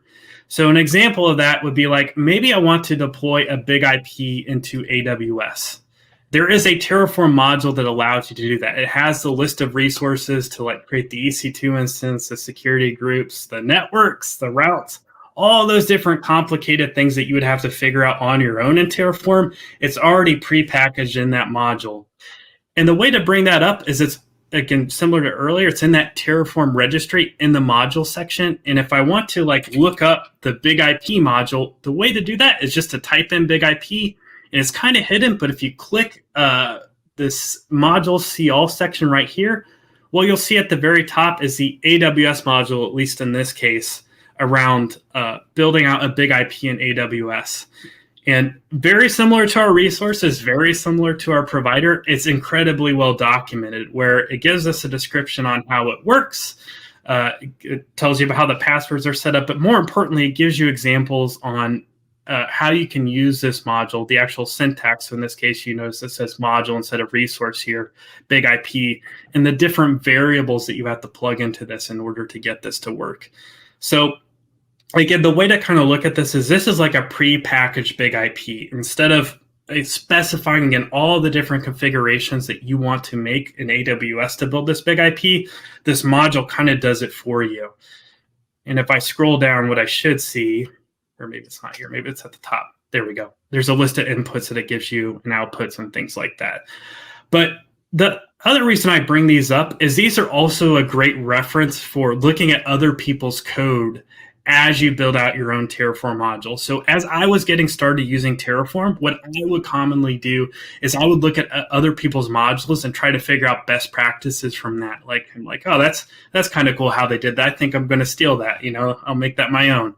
But what you can do here is, if we go into this file, you'll see a very similar main.tf. You got an outputs.tf, variables.tf. But if I go in that main.tf file, well, you'll see it's a little bit complicated, to a beginner, but you'll see those same exact resources that you were basically defining a second ago in Visual Studio Code inside this lab environment, but in GitHub, at least for AWS big IP provisioning use case.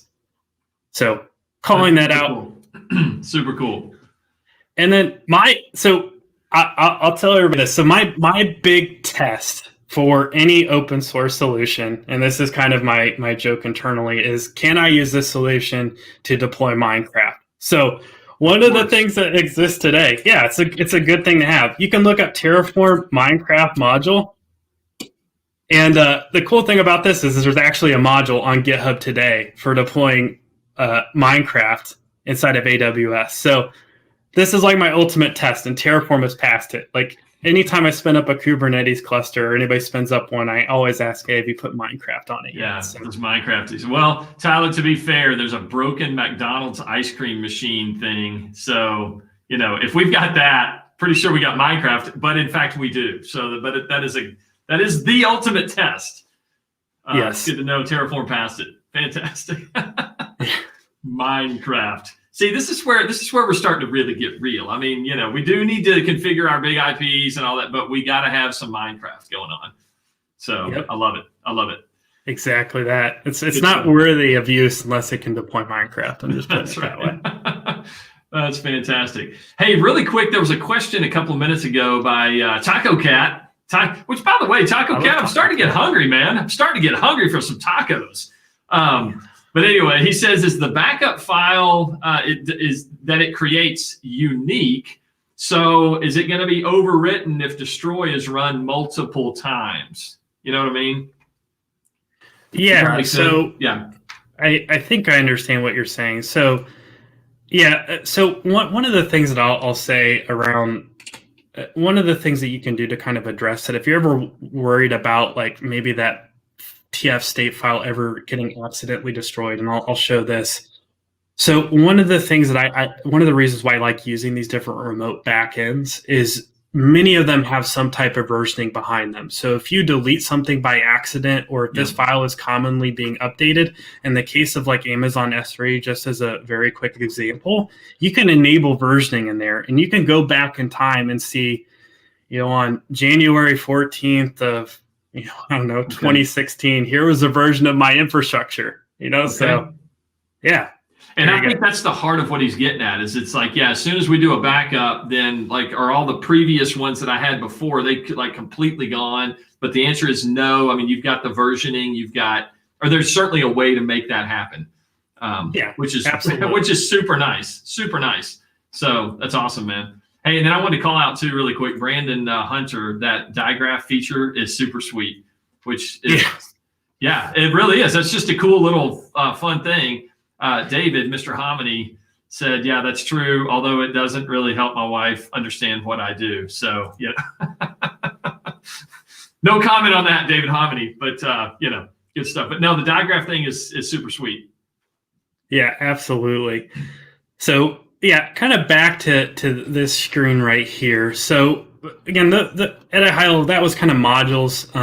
Again, highly recommend anybody that's starting to use Terraform, take a look at those. Go to the Terraform registry, go to Google and just look up, big IP or name a solution, Terraform module. And there's a very, very good chance you will find something on GitHub today where somebody's built something custom. And I'll give an example. Nginx Terraform module, there's one. So definitely take a look at that. It's a great place to get example Terraform code that you can use and that you can still to build out your own templates.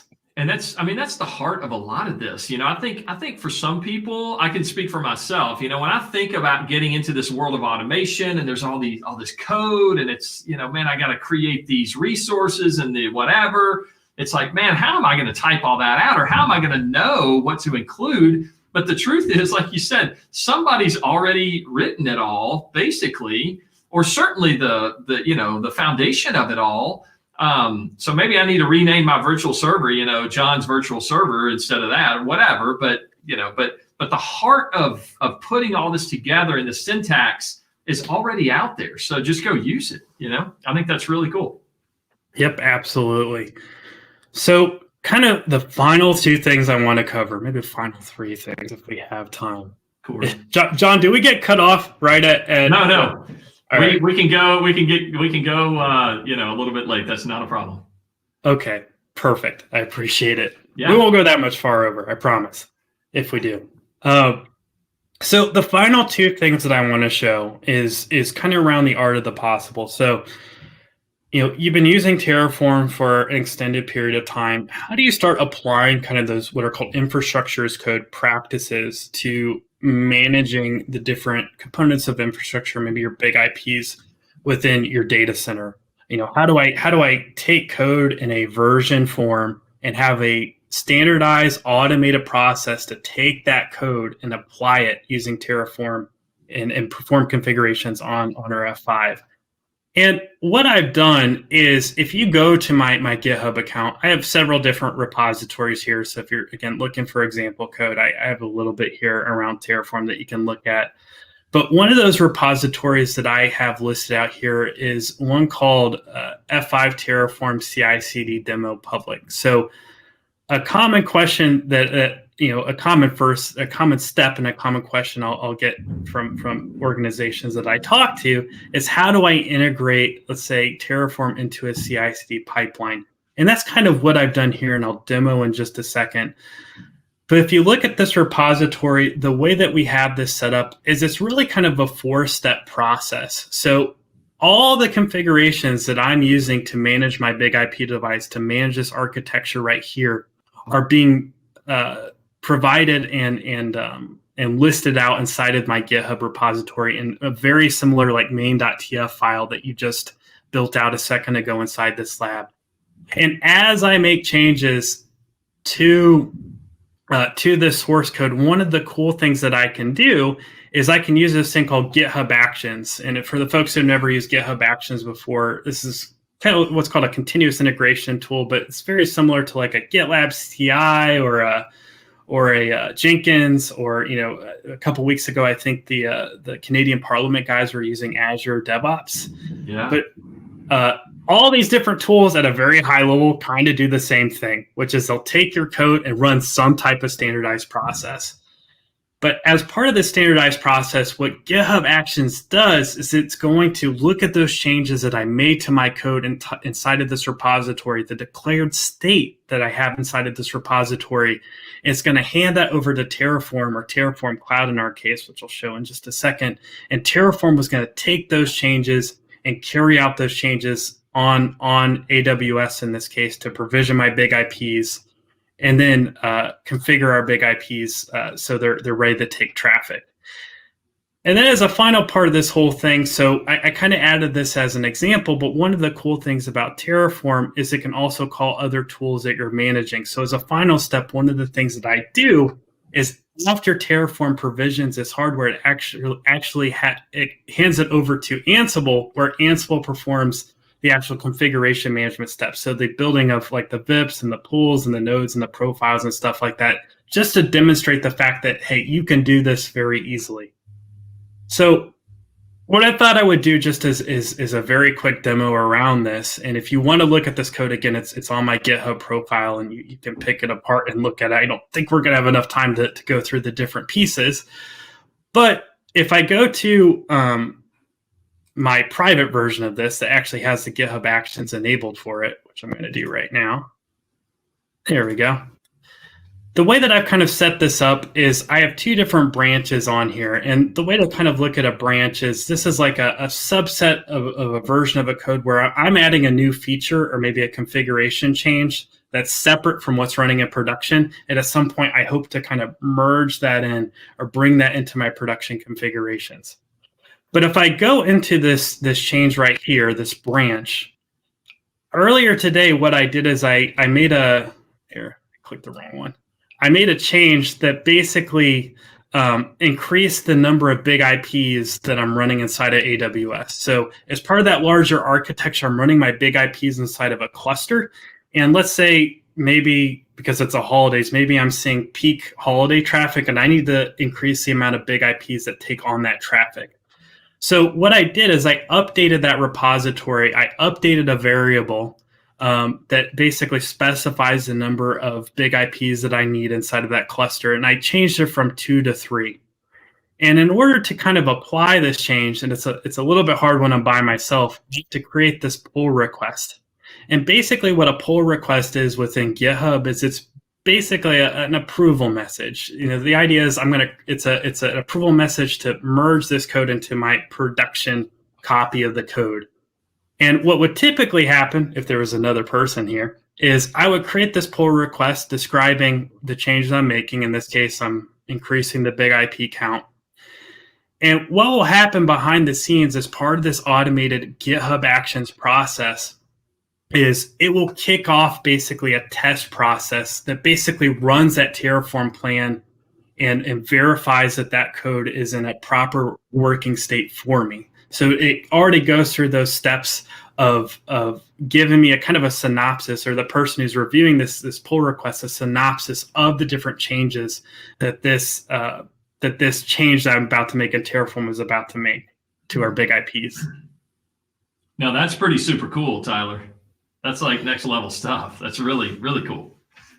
So this is going to take like a minute or 2 to run, but very much like a cooking show. What I'll show in just a second is done. Which we didn't have to do that when we ran Terraform because Go was like bam, bam, fast. Yeah.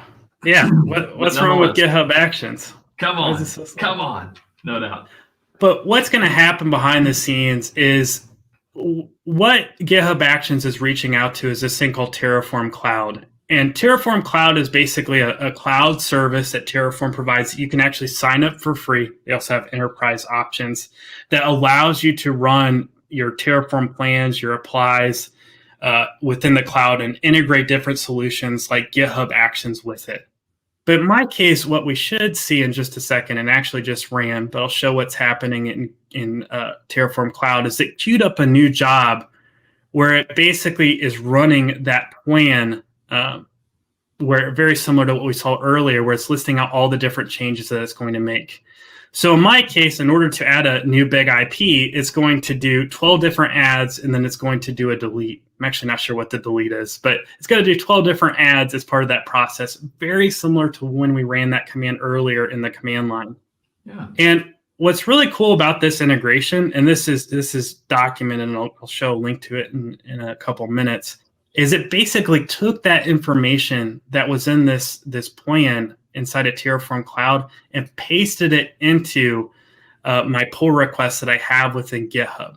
So what's cool about this is, let's say, for example, I had David who might be reviewing my pull request so it can get his seal approval. Instead of going to Terraform Cloud, he can just look at this pull request and see, oh, here are all the different changes that Tyler specified, and here's the result that's going to happen when Terraform applies them. And that's, in my opinion, that's incredibly powerful. Okay. And it also adds some tests, so it makes sure they can do a Terraform init, and it checks for some styling stuff. But it's kind of neat that you can very quickly, as part of a larger process, take that code and almost automatically apply that to a big IP.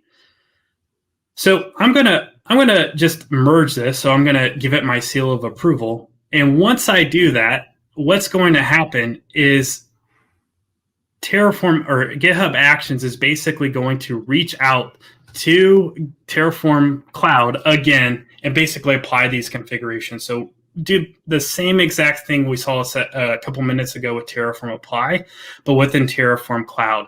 And as it does that, it will basically print out the details of that apply also in this same screen. So it's kind of a single user experience. So what I'll say about this is, if you're getting into more complex use cases, or if you want to go down this path of infrastructure as code, definitely take a look at this. This is kind of a neat little trick that you can do with Terraform Cloud and using GitHub Actions. Nice. It's good to know, man. A lot of these kind of coming together. And the one final thing I kind of want to show just around this and the final part of this demo is, so Terraform as part of their larger solution has this thing called Terraform Enterprise, or if you're in Terraform Cloud, they have this thing called Terraform Cloud Business here, I think is a proper name for it. And what those give you, and these are paid, is they give you additional functionality to, again, make your life managing cloud infrastructure a little bit easier. And one of those features that I think is fantastic, and I'll click into this project right here, is around cost estimation. So before I ever apply my configuration, a common question that I actually have on a daily basis is like, how much is this going to cost me? How much is this going to cost WWT when I provision something in AWS, for example? How much is it going to hit my cloud bill? And for the folks that work in public cloud, what I will commonly do, and this is not a best practice, is I will just literally go into Google and type EC2 instance, 2x large price. And they'll give you a spreadsheet with the price on an hourly rate, and then you got to go into the calculator and figure it out.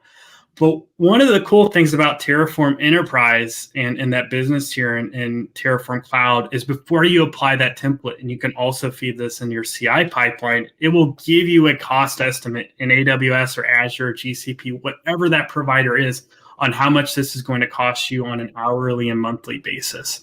So this becomes a lot more important when you're provisioning things at like enterprise scale, but it's also useful for, an individual like me who is commonly going to like AWS price sheets to figure out, hey, how much is this going to cost me today? So incredibly powerful there. That is super helpful, because all of us, our bosses, are going to be like, hey, yeah, do what you got to do. But at the end of the day, what is this going to cost me? And you can just show them, hey, this is the bill, So that's awesome. Yep. Yeah. And then So sometimes it's just kind of that black box, like, I'm going to try to do my best estimation. But then at the end of the month, it's like, whoa, there's the bill or whatever. So this gives you a lot better idea. Cool. Yeah. And then the final thing I just want to show around this too, and this is another feature of Terraform Enterprise. And one of the cool things is that Terraform has their own lab around this feature that you can access. And I'll show the link to it in just a second. But it's around this thing called Sentinel. And one of the big problems that kind of exists today around really cloud in general, whether you're going down the path of Kubernetes or you're in AWS or Azure, whatever that is around this problem of really governance and kind of managing authorization rights when it comes to building out like different infrastructure as code templates. And fundamentally what Sentinel is about is, I'll give an example. Let's say I don't want my developers deploying these massive AWS EC2 instances. I don't want them to deploy this 4x large, massive 18 or 16 core, 128 gig memory EC2 instances that are going to cost me like $1 million a month or something crazy. One of the things that you can do in Sentinel is you can set up those policies. You can set up, kind of those borders or those barriers where as these Terraform templates are being processed and as you make changes to your infrastructure code, Terraform will go to Sentinel and basically ask, hey, is this person allowed to do this? And if not, they will get a kickback, say, hey, you can't deploy that massive EC2 instance.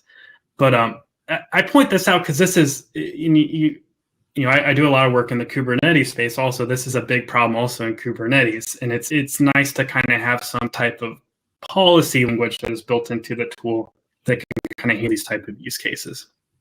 Nice. Yeah, super helpful. Super helpful.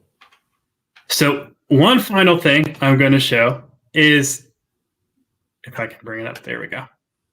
So I'm going to go back to my profile, and I've talked a lot about a lot of stuff today, but if you're kind of just looking for next steps on just different resources to look at from a Terraform standpoint, whether that's focused directly on F5 or maybe you're interested in console or how you can use Terraform for AWS use cases or Azure use cases, what I've done is on GitHub, I have this thing called the F5 Terraform Resources repository, and it's pinned to my Tyler Hatton username. If you click on this, what you'll see is basically just a README of kind of next steps or different Terraform resources that you can look at and even apply, because we have all these different labs here, in order to kind of build your knowledge and experience with Terraform as a tool for managing a multitude of different platforms. So if you have the time over holiday break, you're looking to kind of build your automation or infrastructure as code practices or abilities, definitely take a look at these list of resources. There's a ton of great Terraform content that's out there. It's just a matter of looking for it, which luckily I've listed out a lot of them here, and then kind of digging into them when you have the time. Yeah, that's good to know, because I know for me, sometimes I get lost in the ocean of like, hey, there's all this information. So like, where do you start? There's just too much. So this is a great place to go for everybody, just to kind of step through some initial places. And then of course you can kind of branch out from there, but this is a great place to start right here. Yep, absolutely. So I think, John, that's everything I have from my standpoint. But again, I want to just reiterate two things. First of all, the labs that we showed earlier, if you want to launch them, at a later time, again, 6 months, 2 years from now, they should still be available. They're always going to be there. So just go to that wwt.com site and launch them, or take a look at the other labs that are in there. But the other thing is, I appreciate the opportunity, John. This has been fun. Oh, Tyler, are you serious? This is I'm gonna bring us back to just me and you now on the screen. But yeah, man, the pleasure has been all ours, Tyler. You have made us all better for being here today. And for those that kind of are just starting to get into this automation thing, this has just been a great great peek at what that world can offer. And then certainly those that are into Terraform, it's like, hey, let me just kind of just kind of expand my knowledge and really start to dive deeper into this. And this is man. I mean, the world of automation in general, but certainly Terraform is such a powerful technology that you can just continue to go deeper and deeper and pull in those things like what you should on GitHub and really just the sky's the limit, I feel like, in this world of automation. Yep, absolutely. And it's a good time to get into automation. Yeah. There's a ton of organizations looking for good automation folks, and Terraform, Ansible, you name it, it's a good place to start. Yeah, it's a great world to be in. Well, Tyler, man, on behalf of all of us that have been here today, thank you for leading us here in this lab today. It's just been such a pleasure. I tell you what, these last 2 hours have just gone by super fast. It's been a lot of fun. And, sometimes when you get into this technology stuff, it's like, is this going to be boring? And I'm going to have to whatever. But this has been a lot of fun, just to get into this and see how powerful it is and just to kind of connect together. So anyway, and if I'm not mistaken, Tyler, I think after this, you are going on some much needed, much deserved time off so you can just enjoy yourself, take a little break, kind of get some rest and relaxation. So you have earned it, my friend. Well, thank you. I appreciate it. Awesome, man. Well, again, to everyone out there, thanks for joining us today on DevCentral Connects. It's been a pleasure. We will be back on Thursday at 12:30, like we always are. So tune in there, and we will look forward to seeing you on our next episode of DevCentral Connects. So I hope everyone has a great day. Thanks so much. Thanks, everybody.